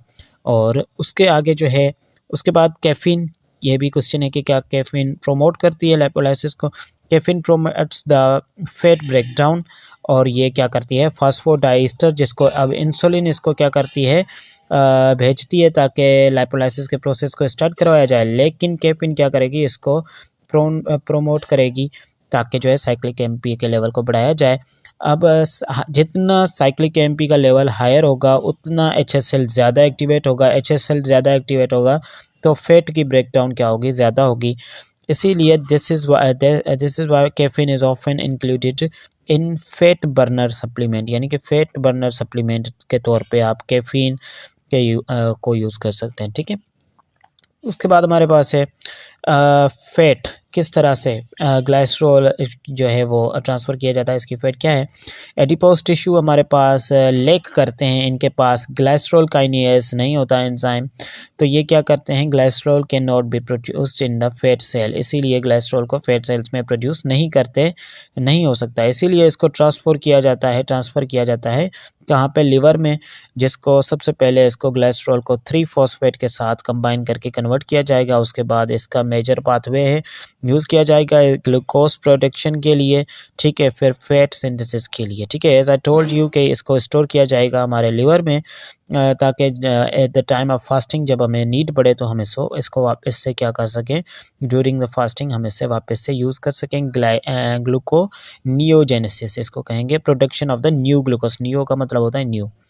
अब उसके बाद किस तरह से हम सर्कुलेट करवाएंगे फ्री फैटी एसिड्स को, लाइपोलाइसिस हो गई, अब एनर्जी के लिए हमें क्या चाहिए कि इसको फ्री फैटी एसिड्स को यानी कि इसकी फैट करनी है, इसको ट्रांसफ़र करना है, तो इसको फ्री फैटी एसिड्स भी ब्लड में डिज़ोल्व नहीं हो सकते, ठीक है, तो इसको बाइंड कर दिया जाता है एल्ब्यूमिन प्रोटीन, जैसे कि ऊपर वाली स्लाइड पे पेज पे आपको पढ़ा चुका हूँ, और इसको एक ट्रांसपोर्ट प्रोटीन कहा जाता है। अब FFA यानी कि फ्री फैटी एसिड्स को इसके साथ बाइंड करके ब्लड में ट्रांसफ़र किया जाता है, इसके रिस्पेक्टिव यानी कि मसल, लिवर एंड दूसरे टिश्यूज़ ऑफ द बॉडी में, जहाँ पे क्या होगी कि बीटा ऑक्सीडेशन, जो कि हमारे पास नेक्स्ट टॉपिक है, बीटा ऑक्सीडेशन के ज़रिए जो है वो फर्दर ब्रेक डाउन होगी और ATP जनरेट होगा। Okay, next slide and I hope के लास्ट है। अब यहाँ पे हमारे पास 95% ऑफ एनर्जी जो कि फैट में से आ रही है from the fatty acid oxidation से आ रही है, ठीक है, जिसको यहाँ पे आप जो कहेंगे कि muscle and liver use the fatty acid to produce ketone bodies energy during the fasting, energy बनाने के लिए ये लिवर के सेल्स कीटोन बॉडीज़, ठीक है, प्रोड्यूस करेंगे, यूज़ फैटी एसिड्स को यूज़ करेंगे कीटोन बॉडीज़ को प्रोड्यूस करने के लिए। अब कुछ ऐसे सेल्स होते हैं जो कि फ्री फैटी एसिड्स को यूज़ नहीं कर सकते, जैसे कि हमारे पास ब्रेन के सेल्स जो हैं वो ग्लूकोज पे और कीटोन्स पे क्या करते हैं, रिले करते हैं। और हमारे पास जैसे कि रेड ब्लड सेल्स हैं, इनके पास भी माइटोकॉन्ड्रिया नहीं होता, तो इसके लिए ये भी रिले करेंगे किस पे, ग्लूकोज पे, ठीक है, और कीटोन्स पे। ट्राइएसाइल ग्लिसरॉल साइकिल या फिर फैटी एसिड साइकिल, ठीक है, फ्री फैटी एसिड साइकिल भी बोल सकते हैं। अब ये फास्टिंग या फिर स्टारवेशन या हमारे पास आप कह लें कि भूख के टाइम एडिपोज टिश्यू में ब्रेक डाउन होती है ट्राइएसाइल ग्लिसरॉल की, और ये फ्री फैटी एसिड और ग्लिसरॉल में कन्वर्ट हो जाती है। और क्या करते हैं कि ये 65% यानी कि 65% ऑफ द एनर्जी जो है मींस के प्रोडक्शन करते हैं फ्री फैटी, ये एनर्जी यूज़ नहीं होती, ठीक है। कितनी, 65% ऑफ द रिलीज्ड, जो कि 65% फ्री फैटी एसिड्स होते हैं हमारे पास, not used for the energy. Only 35% जो हमारे पास फैटी एसिड्स प्रोड्यूस होते हैं FFA, वो यूज़ होते हैं एनर्जी के लिए। बाकी वापस से कन्वर्ट हो जाते हैं ट्राइएसाइल ग्लिसरॉल में, और उनको वापस से एडिपोज टिश्यू में क्या कर दिया जाता है, स्टोर कर दिया जाता है, ठीक है। अब ये कांस्टेंट साइकिल है लाइपोलाइसिस का, जिसको आप रीएस्ट्रिफिकेशन भी बोल सकते हैं, ठीक है, जिसको आप साइकिल ऑफ द ट्राइएसाइल ग्लिसरॉल या फैटी एसिड साइकिल बोल सकते हैं। अब why does this cycle happen, क्यों होता है, फाइन ट्यून एनर्जी बैलेंस, ताकि एनर्जी बैलेंस हो सके, प्रोटेक्शन ऑफ द एनर्जी हमें मिलती रहे, यानी कि एनर्जी बॉडी को मिलती रहे, और एक्सेसिव फैट का लॉस भी ना हो, ताकि तभी ये 65% वापस से स्टोर हो जाता है, और कुछ इसका 35% जो है वो हम यूज़ कर लेते हैं during the starvation and fasting period. अब the body fat store fat when does not need it, release fat only when energy is required, जब एनर्जी इसको रिक्वायर्ड होती है। समरी में देखेंगे कि यहाँ पे कौन सी पॉइंट्स हैं, तो लिपोलाइसिस ब्रेकडाउन, ठीक है, लिपोलाइसिस क्या होता है, ब्रेकडाउन होती है स्टोर्ड फैट की। स्टोर्ड फैट क्या होता है, एडिपोज टिश्यू में स्टोर्ड होता है ट्राइएसाइल ग्लिसरॉल की फॉर्म में, जिसको फिर फर्दर फैटी एसिड्स और फ्री फैटी एसिड्स और ग्लिसरॉल में तोड़ा जाता है। अब यहाँ पे हार्मोन सेंसिटिव लाइपेज एक्टिवेट किया जाता है, एक हार्मोन, कुछ हार्मोन होते हैं जैसे कि एपिनेफ्रॉन, ग्लूकागोन, जो कि साइक्लिक एमपी के साइकिल्स को क्या कर देंगे, बढ़ा देंगे। इंसुलिन क्या करता है, फास्फोडाइस्टर, जो कि मैंने ऊपर आपको पढ़ाया भी है, फास्फोडाइस्टर को प्रोड्यूस करेगा और साइक्लिक एमपी के लेवल्स को कम कर देगा। कैफीन क्या करता है, ये फास्फोडाइस्टर को रोक देता है और लाइपोलाइसिस को बढ़ाता है। Glycerol and fatty acid, glycerol from the fat breakdown, ये भेजा जाता है लिवर के पास, वहाँ पे स्टोर होता है, और eight the time of need glucose या फिर फैट की फॉर्म में ये हमें एनर्जी प्रोवाइड करता है, ठीक है। उसके बाद फैटी एसिड को ट्रांसपोर्ट किया जाता है एल्ब्यूमिन प्रोटीन, जिसको ट्रांसपोर्ट प्रोटीन भी कह सकते हैं। ये क्या है, एनर्जी मीन्स के एनर्जी ATP की फॉर्म में हमें यूज़ करनी है, तभी तो हमें ब्लड में इसको भी ट्रांसपोर्ट करना है, क्यों ये डायरेक्टली नहीं आ सकते। अब कुछ हमारे ब्रेन सेल्स या RBCs हैं, इनके पास माइटोकॉन्ड्रिया, यहाँ पे जैसे कि RBCs के पास नहीं होता, न्यूक्लियस भी नहीं होता, एंड ब्रेन जो है, ठीक है, तो ये भी क्या करते हैं, इनके पास भी ये भी यूज़ नहीं कर सकते डायरेक्टली। और ट्राइएसाइल ग्लिसरॉल साइकिल जो होता है, ये इंश्योर करता है कि फैट स्टोर जो है needed, preventing the excessive loss, ताकि एक्सेसिव लॉस भी ना हो। इस साइकिल के ज़रिए ज़्यादा से ज़्यादा लॉस ऑफ द फैट से भी बचा जा सकता है। तो मिलते हैं नेक्स्ट सेक्शन में, जो कि oxidation of the fatty acids होगा। See you in the next section, take care and अल्लाह हाफिज़।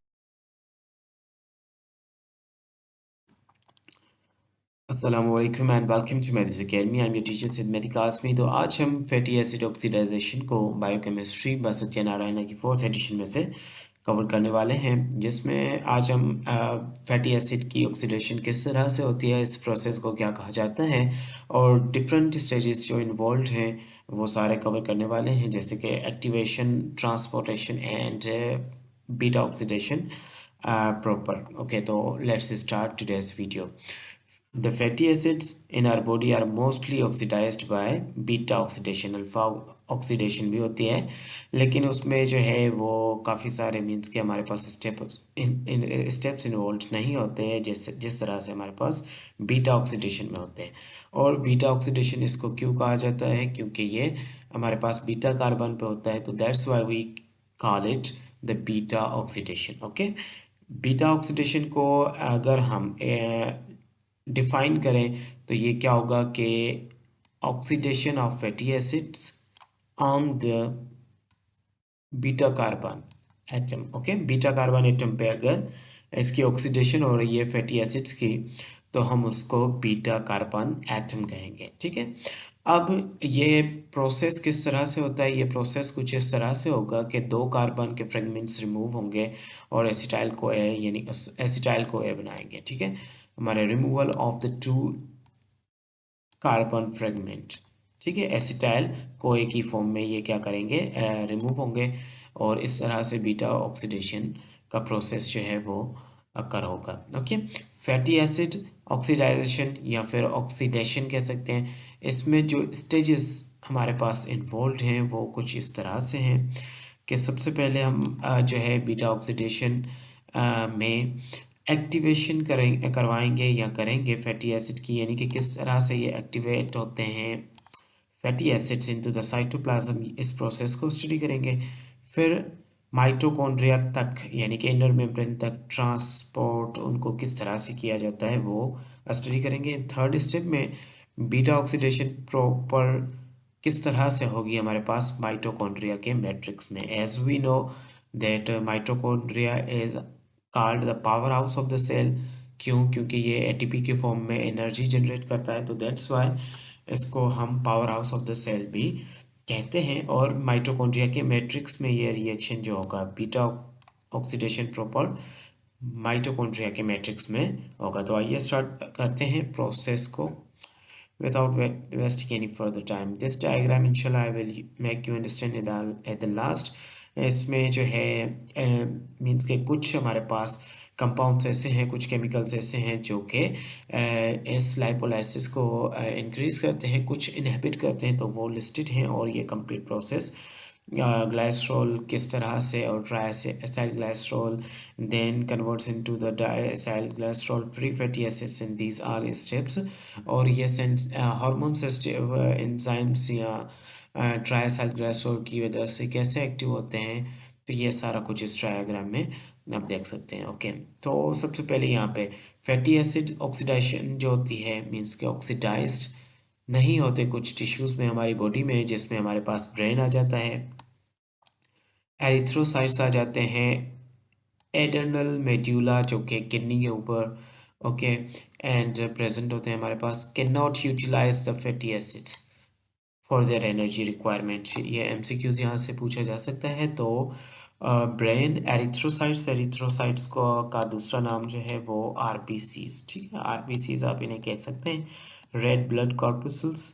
ओके, एंड एडर्नल मेड्यूला जो है वो किडनी के ऊपर एंड ये सारे सेल्स ब्रेन के सेल्स मीन्स के न्यूरॉन्स, तो these can not use fatty acids directly.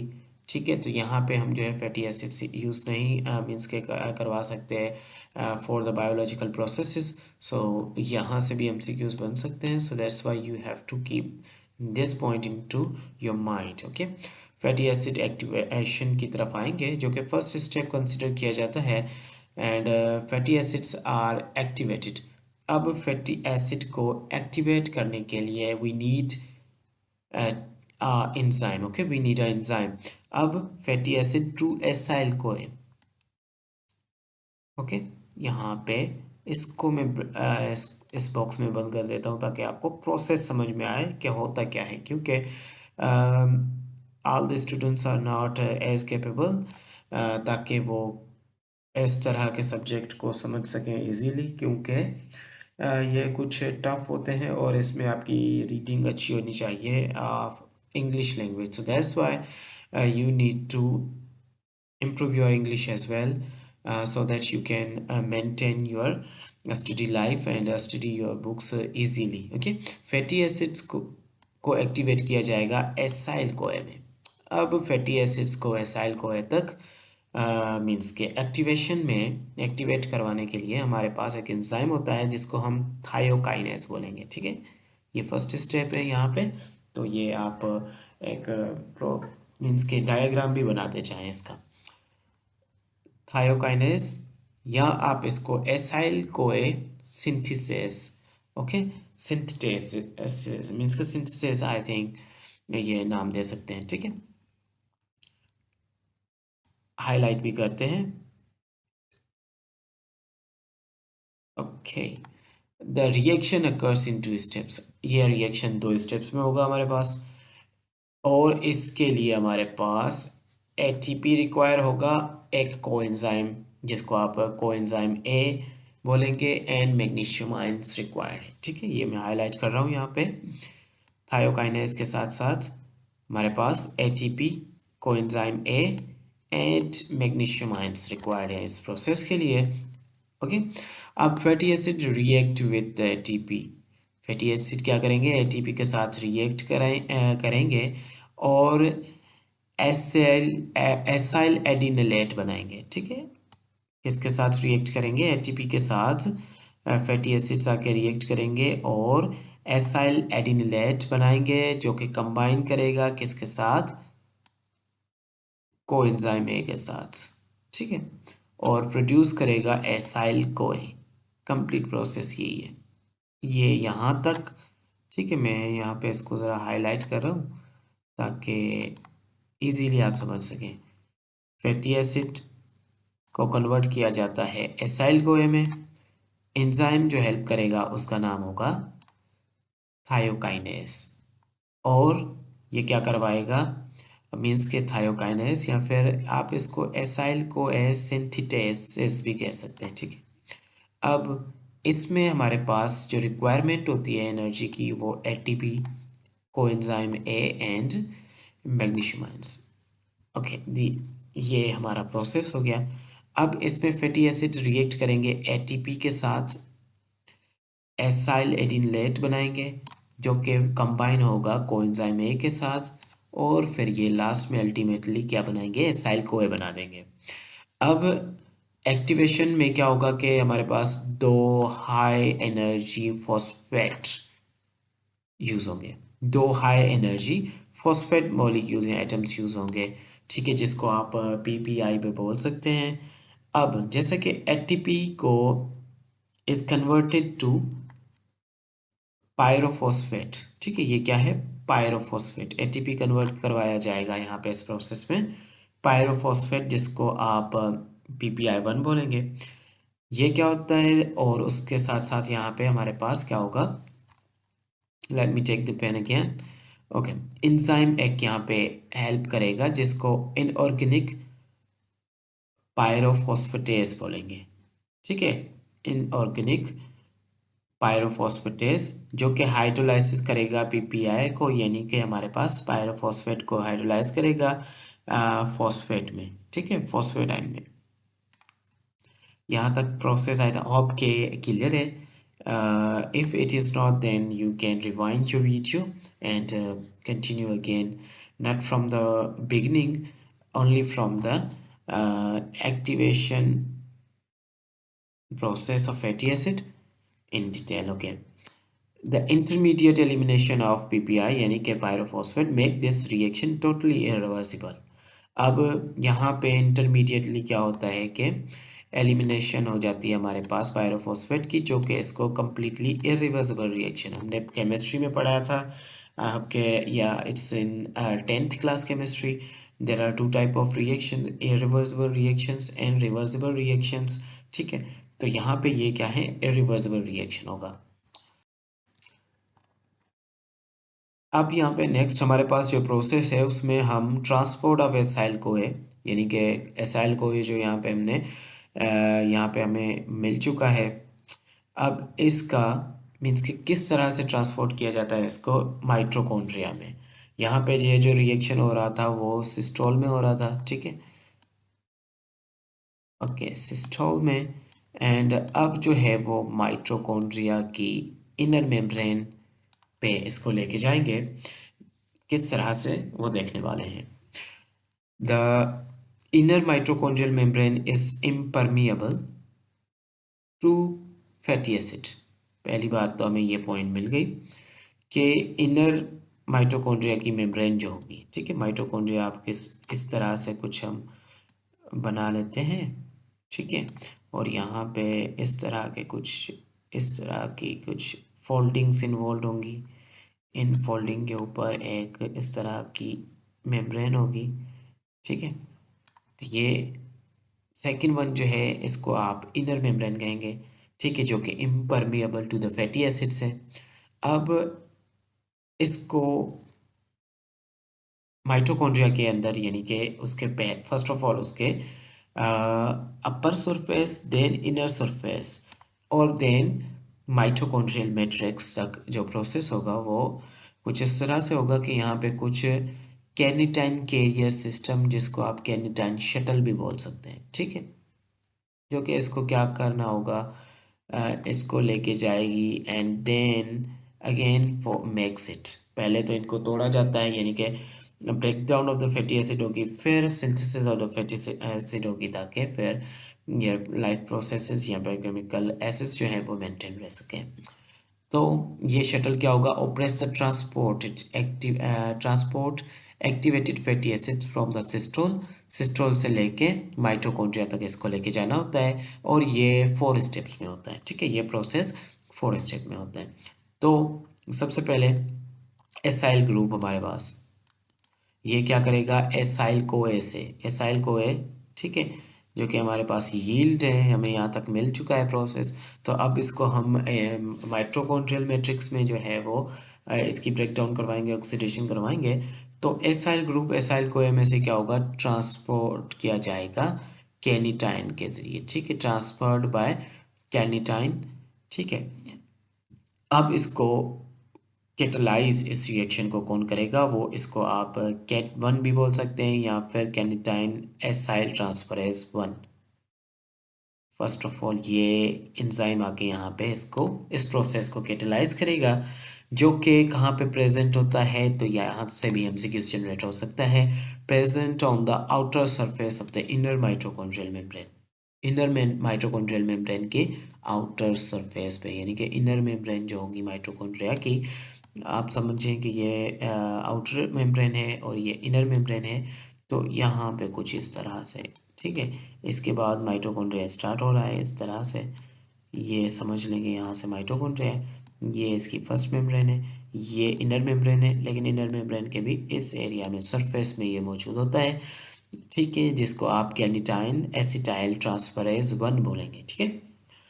Okay, उसके बाद दूसरा स्टेप, फर्स्ट स्टेप हो चुका है, आई told you that this process involve 4 steps, okay. अब एसाइल कैर्निटाइन जो होगा इसको ट्रांसपोर्ट किया जाएगा माइटोकॉन्ड्रियल मैट्रिक्स में, ठीक है। अब ये इनर, ये जैसे ही अपर सरफेस से अंदर दाखिल होगा तो ये यहाँ पे इसका जो सिस्टम होगा वो हम कहेंगे कि ये माइटोकॉन्ड्रियल मैट्रिक्स है, ठीक है। तो अब एसाइल कैर्निटाइन को ट्रांसपोर्ट करवाया जाएगा माइटोकॉन्ड्रियल मैट्रिक्स में बाय अ प्रोटीन, ठीक है, कैरियर प्रोटीन, जिसको आप कैरियर प्रोटीन भी बोल सकते हैं। ओके, कैर्निटाइन एसाइल ट्रांसफरेज अब 2। अब यहाँ पे कैट 1 बोल रहे थे हम इसको, और यहाँ पे ये होगा कैर्निटाइन एसाइल ट्रांसफरेज 2। ये हमें inner surface of mitochondrial membrane मिलेगा, ठीक है। यहाँ पे मैं इसको फिर से इसको ब्रैकेट में बॉक्स में बंद कर लेता हूँ ताकि पॉइंट्स इजीली समझ लें, कॉपी पे नोट करते जाएं। कैट 2 फाउंड कहाँ पे मिलेगा, इनर माइटोकॉन्ड्रियल मेम्ब्रेन में मिलेगा, जो कि एसाइल मीन्स के कैर्निटाइन को क्या करेगा, ट्रांसपोर्ट करेगा किस में, मीन्स के ट्रांसपोर्ट करते ही इसको कन्वर्ट कर देगा किस में, एसाइल कैर्निटाइन टू एसाइल कोए। अब एसाइल कैर्निटाइन से ये फिर से एसाइल कोए में ट्रांसफर हो गया।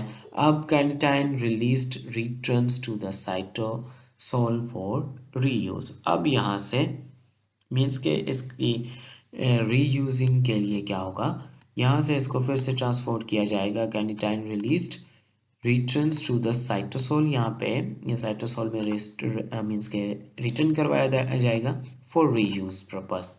ओके, नेक्स्ट यहाँ पे ये प्रोसेस हमारे पास जो है वो है beta oxidation, and beta oxidation proper इसको बोलेंगे, ठीक है। बीटा ऑक्सीडेशन प्रॉपर इसको बोलेंगे। यहाँ पे हर साइकिल में क्या होगा, दो जो हैं वो कार्बन के यूनिट जो होंगे एसिटाइल कोए की फॉर्म में रिलीज होंगे। ठीक है।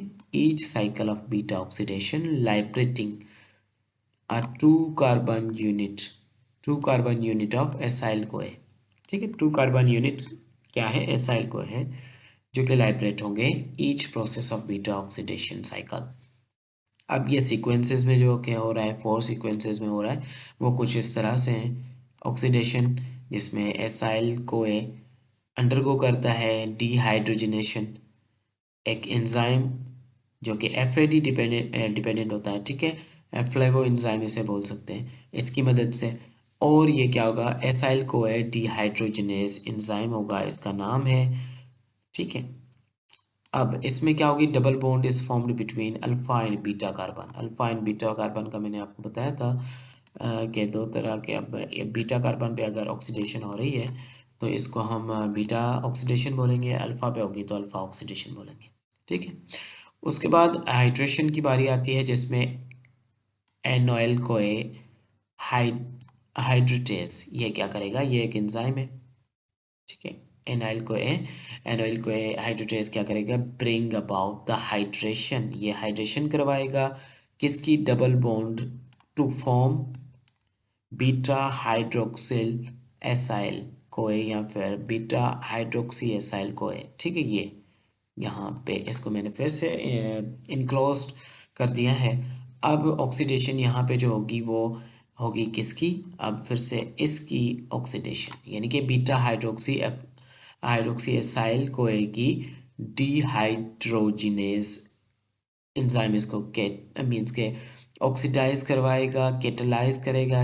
एंजाइम का नाम यहाँ पे याद रख लें, ये पूरा एंजाइम का नाम है। ओके,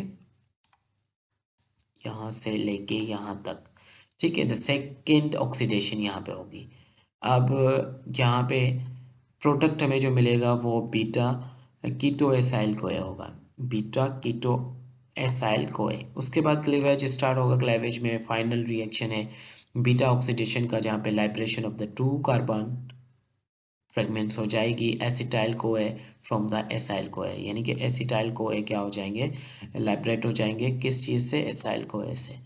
अब दिस अकर्स बाय थायोलाइटिक क्लाइवेज कैटलाइज्ड। अब ये एक स्टेप का नाम है थायोलाइटिक क्लाइवेज, यानी कि एक एंजाइम ने इसकी कंप्लीट जो है यहाँ पे हेल्प की है। ठीक है। तो उसकी वजह से ये कैटेलाइज्ड हुआ है रिएक्शन, और इसको हम फिर जो नाम दे रहे हैं वो बीटा कीटो एसिटाइल कोए थायोलेज। ये एक एंजाइम है जिसने ये क्लाइवेज करवाई है और फाइनल स्टेप की तरफ हमें ले गया है। अब न्यू एसाइल कोए कंटिन्यू करेगा containing two carbon less than the original. ठीक है। ओरिजिनल से 2 कार्बन कम होंगे इसमें, और री इंटर हो जाएगा फिर से बीटा ऑक्सीडेशन के प्रोसेस में। फिर से ये सेम जो है झंझट होगा इसका, और this steps finally process continues till the fatty acid is completely oxidized। I hope कि ज़रा सा मीन्स के लेंदी हो गया है लेक्चर, लेकिन डिटेल में है। और ये लास्ट में हमने जो है मीन्स के वो जो कहते हैं आग का दरिया है और तैर के जाना है, लाजमी इसको पढ़ना है। ठीक है, for the exams. See you in the next lecture. Take care and अल्लाह हाफिज़।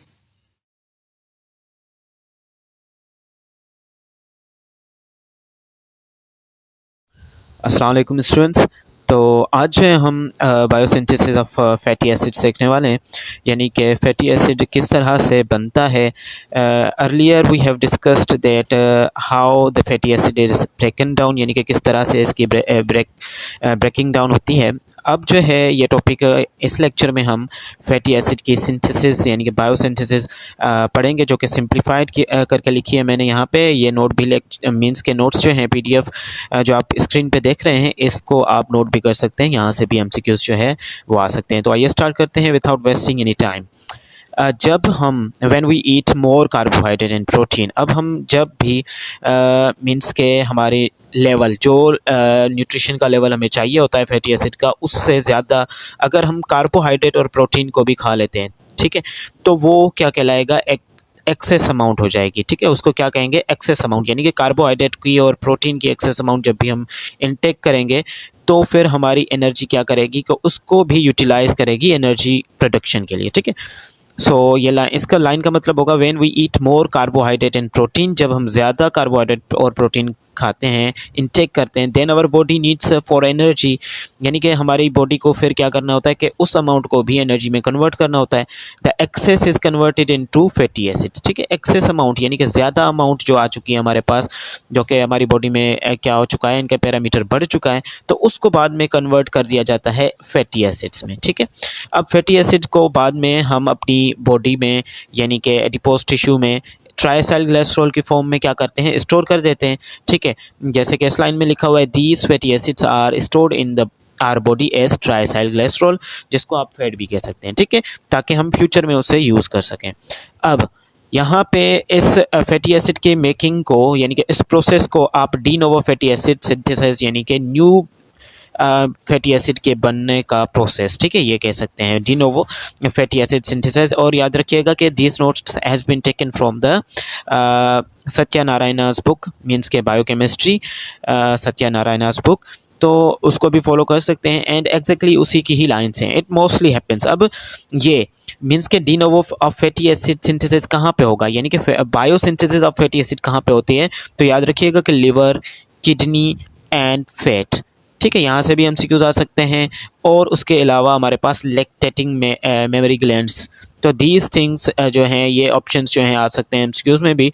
तो इनको याद रखिएगा कि हमारे पास biosynthesis of fatty acid liver में होगी, किडनीज में होगी, फैट में होगी, मीन्स के एडिपोज टिश्यू में, उसके साथ साथ लैक्टेटिंग मेमोरी ग्लैंड्स में होगी।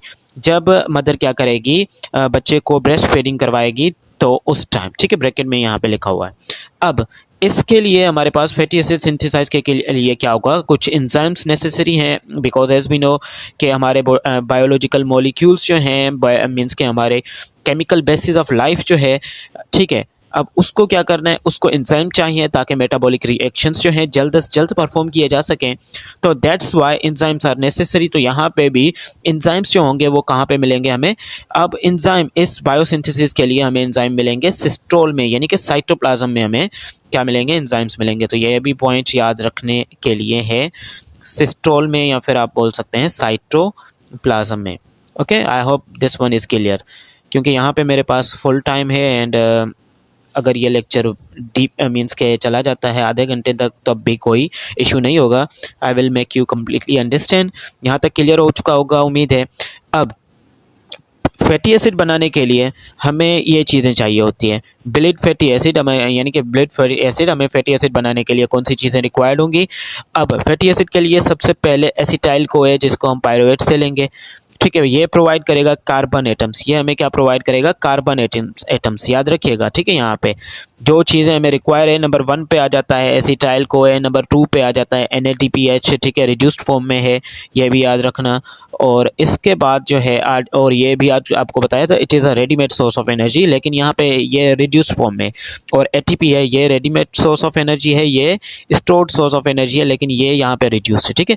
1, 2 एंड 3 आ चुके हैं हमारे पास। एसिटाइल को है हमें कार्बन एटम्स प्रोवाइड करेगा, NADPH क्या करेगा, रिड्यूसिंग पावर प्रोवाइड करेगा, जो कि मीन्स के क्या करेगा, एडिशन ऑफ द हाइड्रोजन, जिसकी वजह से रिडक्शन रिएक्शन होगा। उसके बाद ATP एनर्जी प्रोवाइड करता है, मीन्स के इस रिएक्शन को आप काइनेज या काइनेज एक्टिविटी भी बोल सकते हैं। अब ये 3 मेजर मॉलिक्यूल्स जो हैं हमारी बॉडी में, मीन्स के need fatty acid needs the body needs, ठीक है। फैटी एसिड की सिंथेसिस में ये हमें चीज़ें चाहिए होती हैं ताकि फैटी एसिड बनाया जाए, ठीक है।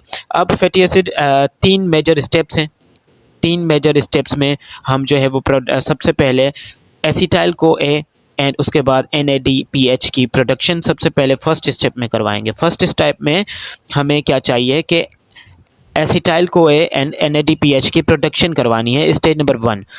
अब फैटी एसिड बनने से पहले बॉडी को क्या चाहिए होता है, एसिटाइल को और NADPH, यानी कि हमें एनर्जी भी चाहिए और ये पायरुवेट से एक कन्वर्ट शुदा मॉलिक्यूल चाहिए, क्योंकि अब ये क्या होगा, माइटोकॉन्ड्रिया इसे अलो नहीं करेगा, तभी तो हमें इसकी ब्रेक डाउन करवानी होगी, सही है। अब ये चाहिए होगा। अब acetyl CoA is made in the mitochondria. अब एसिटाइल कोए कहाँ पे बनता है? माइटोकॉन्ड्रिया में बनता है, ठीक है। यहाँ पे ये माइटोकॉन्ड्रिया में बनेगा और in the mitochondria it is formed by breaking of pyruvate. अब पायरुवेट को अलो नहीं करता, तो अब ये फर्दर जो है मीन्स के हमने ग्लाइकोलाइसिस पढ़ा था, ठीक है। ग्लाइकोलाइसिस की ब्रेकडाउन हमने करवाई थी, तो उसमें भी हमने पढ़ा कि वो जो है वो सिस्टोल में होगा, साइटोप्लाज्म में होगा, और फर्दर ब्रेकडाउन जो होगी पायरुवेट की वो हम करवाते हैं माइटोकॉन्ड्रिया में, ठीक है। तो इसी तरह से यहाँ पे एसिटाइल कोए माइटोकॉन्ड्रिया में बनाया जाएगा।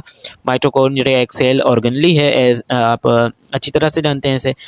अब कैसे बनेगा ये? सबसे पहले ब्रेकिंग डाउन ऑफ पायरुवेट होगी, पायरुवेट मॉलिक्यूल, पायरुवेट को तोड़ा जाएगा फर्दर एंड ऑक्सीडाइज किया जाएगा फैटी एसिड को, ठीक है। ऑक्सीडाइज किया जाएगा फैटी एसिड को। उसके बाद breaking down of carbon skeleton यानी कि अमाइनो एसिड को क्या होगी? फर्दर ब्रेकडाउन होगी एंड यूजिंग कीटोन बॉडीज़। फिर कीटोन बॉडीज़ को भी जो कि ये कार्बोहाइड्रेट से आएंगी और ये अमाइनो एसिड प्रोटीन से आएंगी, क्योंकि ज़्यादा अमाउंट है।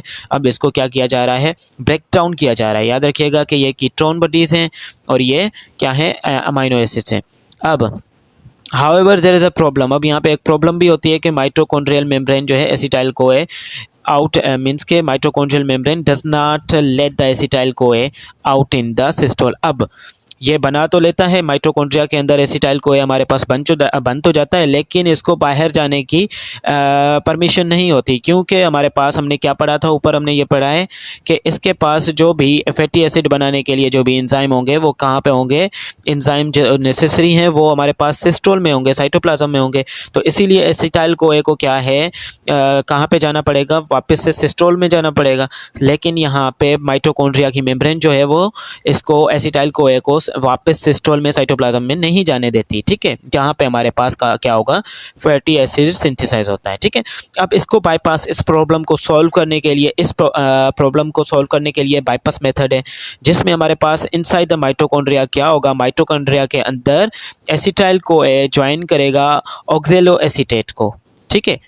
और यहाँ पे भी एमसीक्यूज बन सकता है। कॉन्सेप्ट याद रखिएगा कि माइटोकॉन्ड्रिया के अंदर क्या होगा, क्योंकि इसको बाहर जाने की परमिशन नहीं है एसिटाइल कोए को, तो ये क्या करेगा? माइटोकॉन्ड्रिया के ही अंदर ऑक्जेलो एसीटेट के साथ कंबाइन हो जाएगा और एक ऑक्जेलो एसीटेट से हमारे पास सिट्रेट बन जाएगा, ठीक है।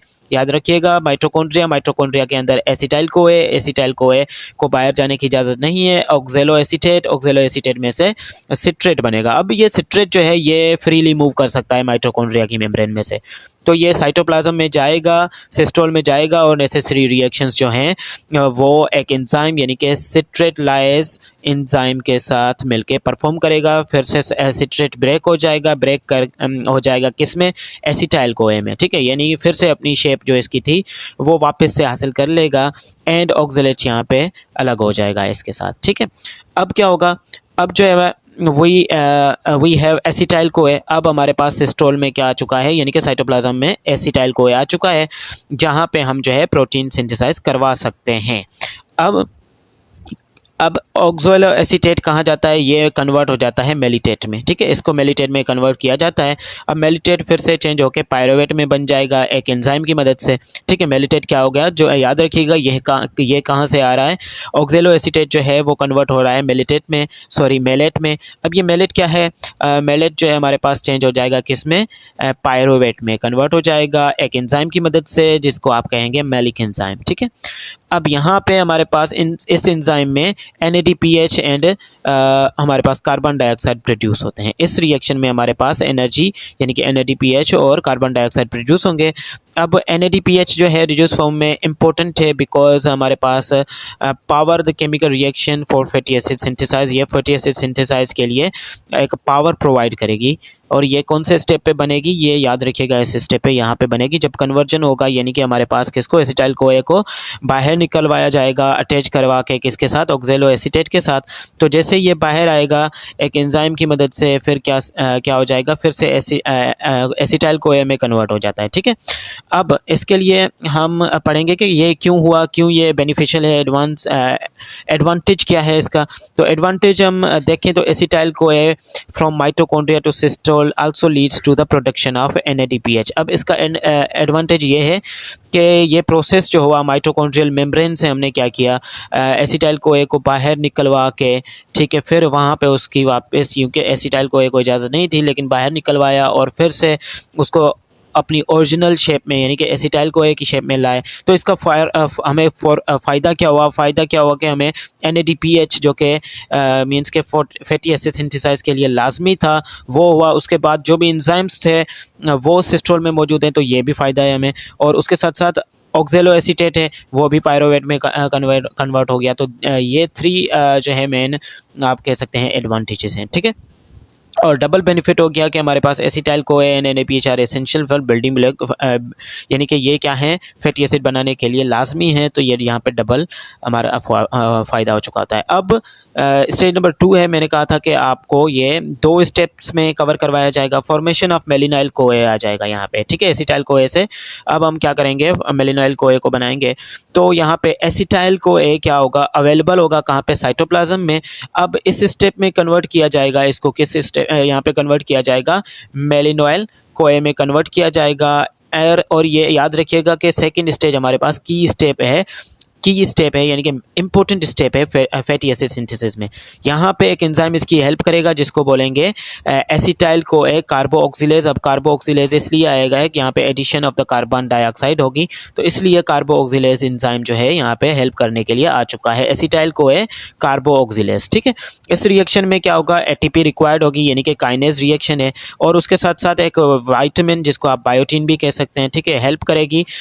क्यों, कार्बन डाइऑक्साइड में यानी कि कार्बन डाइऑक्साइड की बाइंडिंग के लिए, ठीक है, हेल्प करेगी। तो ये बेसिकली ये रिएक्शन होगा, एसिटाइल कोए यहाँ पे बायोटीन इसकी ATP और बायोटीन इसकी हेल्प करेंगे।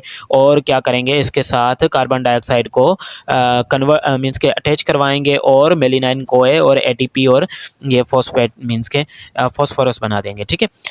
अब ऑक्सीडेशन रिएक्शन, क्योंकि इसमें इसका मतलब एक्सप्लेनेशन है, क्योंकि इसमें कार्बन डाइऑक्साइड जो है हमारे पास बन रही है, अटैच हो रही है एसिटाइल के साथ, इसीलिए इसको ऑक्सीलेशन रिएक्शन कहा जा रहा है। थर्ड स्टेप, ठीक है, यहाँ पे इस स्टेप में सिर्फ कार्बन डाइऑक्साइड क्या हो गई है, इसके साथ अटैच हो गई है, किसके साथ, एसिटाइल को इसके साथ। और एक मीन्स के हमें न्यू कंपाउंड मिल चुका है जिसका नाम है हमारे पास मेलिनोइल कोए, ठीक है। मेलिनोइल कोए फर्दर जो है हमारे पास अब रिएक्शन होगा स्टेज 3 और ये लास्ट स्टेप है। इसमें हमारे पास फैटी एसिड सिंथेसाइज हो गए, कॉम्प्लेक्स होगा यानी कि FAS कॉम्प्लेक्स कह सकते हैं, जो कि मेन फेज है, ठीक है, और मोस्ट इंपॉर्टेंट है, सबसे इंपॉर्टेंट जो है। एक्चुअल में बाइंडिंग होगी फैटी एसिड चेन की, और ठीक है, ये कहाँ पे होते हैं, ये ह्यूमन से यूकैरियोटिक सेल तक होते हैं। ये क्या है, मल्टी फंक्शनल एंजाइम कॉम्प्लेक्स है। ये मल्टी फंक्शनल यानी कि FAS एक मल्टी फंक्शनिंग एंजाइम कॉम्प्लेक्स है जहाँ में काफ़ी सारे जो हैं वो एंजाइम्स पार्टिसिपेट करते हैं फैटी एसिड बनाने के लिए, और ये कॉम्प्लेक्स है, ठीक है। इसका जॉब होगा कि ये एक डिमर की तरह काम करेगा, आइडेंटिकल यूनिट्स बनाएगा, ठीक है, कॉपीज़ बनाएगा। अब जिसमें हमारे पास 7 एंजाइमेटिक एक्टिविटीज़ होंगी, ठीक है। एक प्रोटीन इन्वॉल्व होगी, एसाइल कैरियर प्रोटीन, ACP जिसको आप बोल सकते हैं। 7 एंजाइम्स अवेलेबल होंगे, 7 एंजाइमेटिक एक्टिविटीज़, और एक प्रोटीन जिसको आप एसाइल कैरियर प्रोटीन भी कह सकते हैं, ये भी हमारे पास इन्वॉल्व होगी। स्पेशल ग्रुप एंड 4 फॉस्फोपेंटीथाइन, ठीक है, 4 फॉस्फोपेंटीथाइन भी इन्वॉल्व होगा, जो कि फैटी एसिड की चेन को होल्ड करने में यानी कि उनको स्टेबल करने में हेल्प करेगा, ठीक है। स्टेप बाय स्टेप प्रोसेस है, यहाँ पे करेंगे ज़रा सा, और ये लास्ट है। This lecture is getting lengthy and I think it will go to the 20 minutes as well. अगर समझ में नहीं आ रहा तो लेक्चर को पीछे करके यानी कि रिवाइंड करके देख लें वापस से। Each and every point book line जो है कम्प्लीटली मैंने अंडरस्टैंड मीन्स के आपको समझाई है। स्टेप बाय स्टेप रिएक्शन अब देखेंगे कहाँ पे FAS में कि किस तरह से फैटी एसिड सिंथेसाइज होती है यूजिंग एसिटाइल कोए एंड मेलिनाइल कोए जो हमारे पास आ चुका है। तो अब हम इसको इस्तेमाल करते हुए फैटी एसिड की सिंथेसाइज करवाएंगे। अब जो है let's now the follow cycle of reactions, ठीक है। मेक पाल्मिटेट, अब इसको पाल्मिटेट जो कि एक 16 कार्बन फैटी एसिड होता है, ये बनाने में जो है process step by step wise जो लगता है वो कुछ इस तरह से होगा। सबसे पहले स्टार्टर यूनिट्स आ जाएंगे, उसकी लोडिंग करवाई जाएगी। तो स्टार्टर यूनिट्स की लोडिंग के लिए सबसे पहले एसिटाइल कोए ट्रांसफ़र किया जाएगा एसाइल कैरियर प्रोटीन को, याद रखिएगा यहाँ पे एसाइल कोए एक प्रोटीन को ट्रांसफ़र करवाया जाएगा, ठीक है, एसाइल कैरियर प्रोटीन, जो कि इसको मीन्स कि आप समझ लें कि इसको बस पे चढ़ाया जाएगा। कौन करेगा? बाय एसाइल कोए एसीपी ट्रांस एसाइलेस, ठीक है, ये एक एंजाइम यहाँ पे इसकी हेल्प करेगा। एसिटाइल कोए को बस में चढ़ाने के लिए, यानी कि एसाइल कैरियर प्रोटीन में इसको ट्रांसफ़र करने के लिए एक एंजाइम है जिसका नाम है, इसी के नाम से ही जो है एंजाइम का नाम है, मीन्स के एसाइल कैरियर प्रोटीन के नाम से ही एसिटाइल कोए एसीपी ट्रांस एसाइक्लेस। अब इसमें क्या होगा कि एसिटाइल ग्रुप क्या हो जाएगा, सबसे पहले मूव्स फ्रॉम एसीपी, अब ये करेगा acyl group acetyl career protein से, ठीक है, एसिटाइल में से एसाइल ले रहे हैं, यहाँ पे एसिटाइल में से एसाइल ग्रुप ले रहे हैं और ये बनाएंगे सिस्टीन, ठीक है, सिस्टीन बनाएंगे on the enzyme.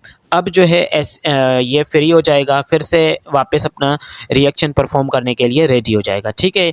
Acetyl group में से क्या करवाएंगे, एसाइल ग्रुप को मूव करवाएंगे और सिस्टीन को देंगे, ठीक है, एंजाइम की मदद से ये रिएक्शन होगा। फिर लोडिंग हो गई स्टार्टर यूनिट्स की, लोडिंग हो गई, मीन्स के स्टार्टर यूनिट्स आप कह सकते हैं रिएक्शन को स्टार्ट करवाने वाला। अब उसके बाद मेलेनॉइल कोए, अब मेलेनॉइल कोए क्या होगा, अटैच करेगा, अब एसिटाइल कोए हो गया, अब मेलेनॉइल कोए क्या करेगा, अटैच हो जाएगा यहाँ पे एसीपी पे और हेल्प करेगा मेलेनाइल कोए एसीपी ट्रांस एसाइलेस, ये भी यहाँ पे इसके नाम से ही जो है वो एंजाइम है। उसके बाद कंडेंसेशन रिएक्शन होगा, कंडेंसेशन रिएक्शन में क्या होगा, एसिटाइल ग्रुप जो होगा सिस्टीन साइड पे जो था एंड मेलिनाइन ग्रुप जो है मेलोनाइल ग्रुप जो है वो क्या होगा, एसीपी पे जो था, ठीक है, ये याद रखिएगा, ये एसाइल कैरियर प्रोटीन पे है और ये हमारे पास सिस्टीन बना चुका है, ठीक है, यानी कि एसाइल कैरियर प्रोटीन से आगे जाके जब हमने बना ली थी सिस्टीन, तब ये कंबाइन हो जाएंगे, दोनों कंबाइन हो जाएंगे। In this process carbon dioxide जो होगी हमारे पास रिलीज़ हो जाएगी और 4 कार्बन मॉलिक्यूल जो है वो बन जाएंगे, ठीक है। इस स्टेप को कैटालाइज जो करेगा वो कीटो एसाइल एसीपी सिंथेसिस करेगा, ठीक है। यहाँ पे एंजाइम के नाम भी लाजमी हैं, याद रख लें। अब हमारे पास फर्स्ट रिडक्शन होगी, फर्स्ट रिडक्शन में सबसे पहले keto group is reduce to the hydroxy group. अब इसमें हमारे पास यूजेजेस होगा, किसका यूजेज होगा, हमारे पास NADPH का, ठीक है। उसके बाद हमारे पास इस एंजाइम की यानी कि रिडक्शन करवाने में हेल्प कौन करवाएगा, अब जैसा कि रिडक्टेज एंजाइम आता है रिडक्शन में हेल्प करवाने के लिए, तो यहाँ पे beta keto acyl ACP reductase. उसके बाद डिहाइड्रेशन यानी कि वाटर मॉलिक्यूल रिमूव होगा, तो यहाँ पे water molecule is removed forming double bond और डबल बॉन्ड बन जाएगी कार्बन की चेन की, ठीक है। अब ये रिएक्शन डिहाइड्रेशन किस तरह से होगी, ये डिहाइड्रेशन हमारे पास बीटा हाइड्रोक्सी एसाइल एसीपी डिहाइड्रेटेज, ठीक है, डिहाइड्रेटेज या डिहाइड्रोजिनेज दोनों आप बोल सकते हैं यहाँ पे। उसके बाद और रिडक्शन होगी हमारे पास, सेकेंड रिडक्शन में हमारे पास double bond reduce converted into single bond. Single bond में डबल बॉन्ड जो बनी थी यहाँ पे वो क्या होगी, डबल बॉन्ड यहाँ पे बनी थी उसको अब हम सिंगल बॉन्ड में कन्वर्ट करेंगे, यहाँ पे भी हमें एनर्जी रिक्वायर्ड होगी NADPH। अब इस प्रोसेस में जो है हमारे पास सेचुरेटेड 4 मॉलिक्यूल बन चुके हैं, कार्बन 4 मॉलिक्यूल। अब ब्यूट्रेल ग्रुप जो आ जाएगा attached to the ACP enzyme, ठीक है, एनोइल एसीपी रिडक्टेज ये आके इसकी सेकेंड रिडक्शन करवाएगा। अब बारी हो आएगी एलोंगेशन की यानी कि चेन की एलोंगेशन की, तो इसमें हमारे पास सेकेंड 1 और 6 वाला यानी कि सेकेंड एंड 6 वाला क्या होगा, वापस से स्टेप्स रिपीट होंगे, जिसमें हमारे पास growing fatty acid chain transfer कर दी जाएगी सिस्टीन में, ठीक है, और new malonyl CoA comes in and attach to the ACP, ठीक है। यहाँ पे न्यू मेलिनाइन कोए आएगा और एसीपी पे अटैच होगा और same cycle repeats, addition of 2 carbon each time, 2 carbon each time हमारे पास इसमें इंक्लूड कर दिए जाएंगे, ऐड कर दिए जाएंगे फ्रॉम मेलिनाइल कोए से, ठीक है। अब फाइनल स्टेप हमारे पास रिलीज ऑफ द पल्मिटेट, ठीक है, तो यहाँ पे आफ्टर 7 राउंड 7 राउंड्स होंगे इसमें और growing chain become 16 carbon saturated fatty acid, ठीक है, 16 कार्बन और एंड प्रोडक्ट है यहाँ पे, इसको हम क्या बोलेंगे, palmitate. Enzyme palmitoyl thioesterase cut off the palmitate from the ACP। अब एसाइल कैरियर प्रोटीन से पल्मिटेट को ये एंजाइम क्या करेगा, आके कट करेगा बीच में से इस तरह से, और प्रोसेस को कम्प्लेक्शन की तरफ लेके जाएगा, यानी कि यहाँ पे प्रोसेस कंप्लीट हो जाएगा। समरी अगर हम देखें तो फाइनल हमें पल्मिटेट यानी कि 16 कार्बन वाला हमें क्या मिला, सैचुरेटेड फैटी एसिड मिला, और 2 कार्बन जो हैं from original acetyl CoA, and 14 other carbons comes from the 7 मेलेनाइल कोए, 7 मेलेनाइल कोए से ये हमें मिला ये डोनेटिंग 2 कार्बन। ठीक है, मेलेनाइल कोए itself is made from the acetyl CoA. अब ये मेलेनाइल कोए कहाँ से बना था, एसिटाइल कोए से बना था।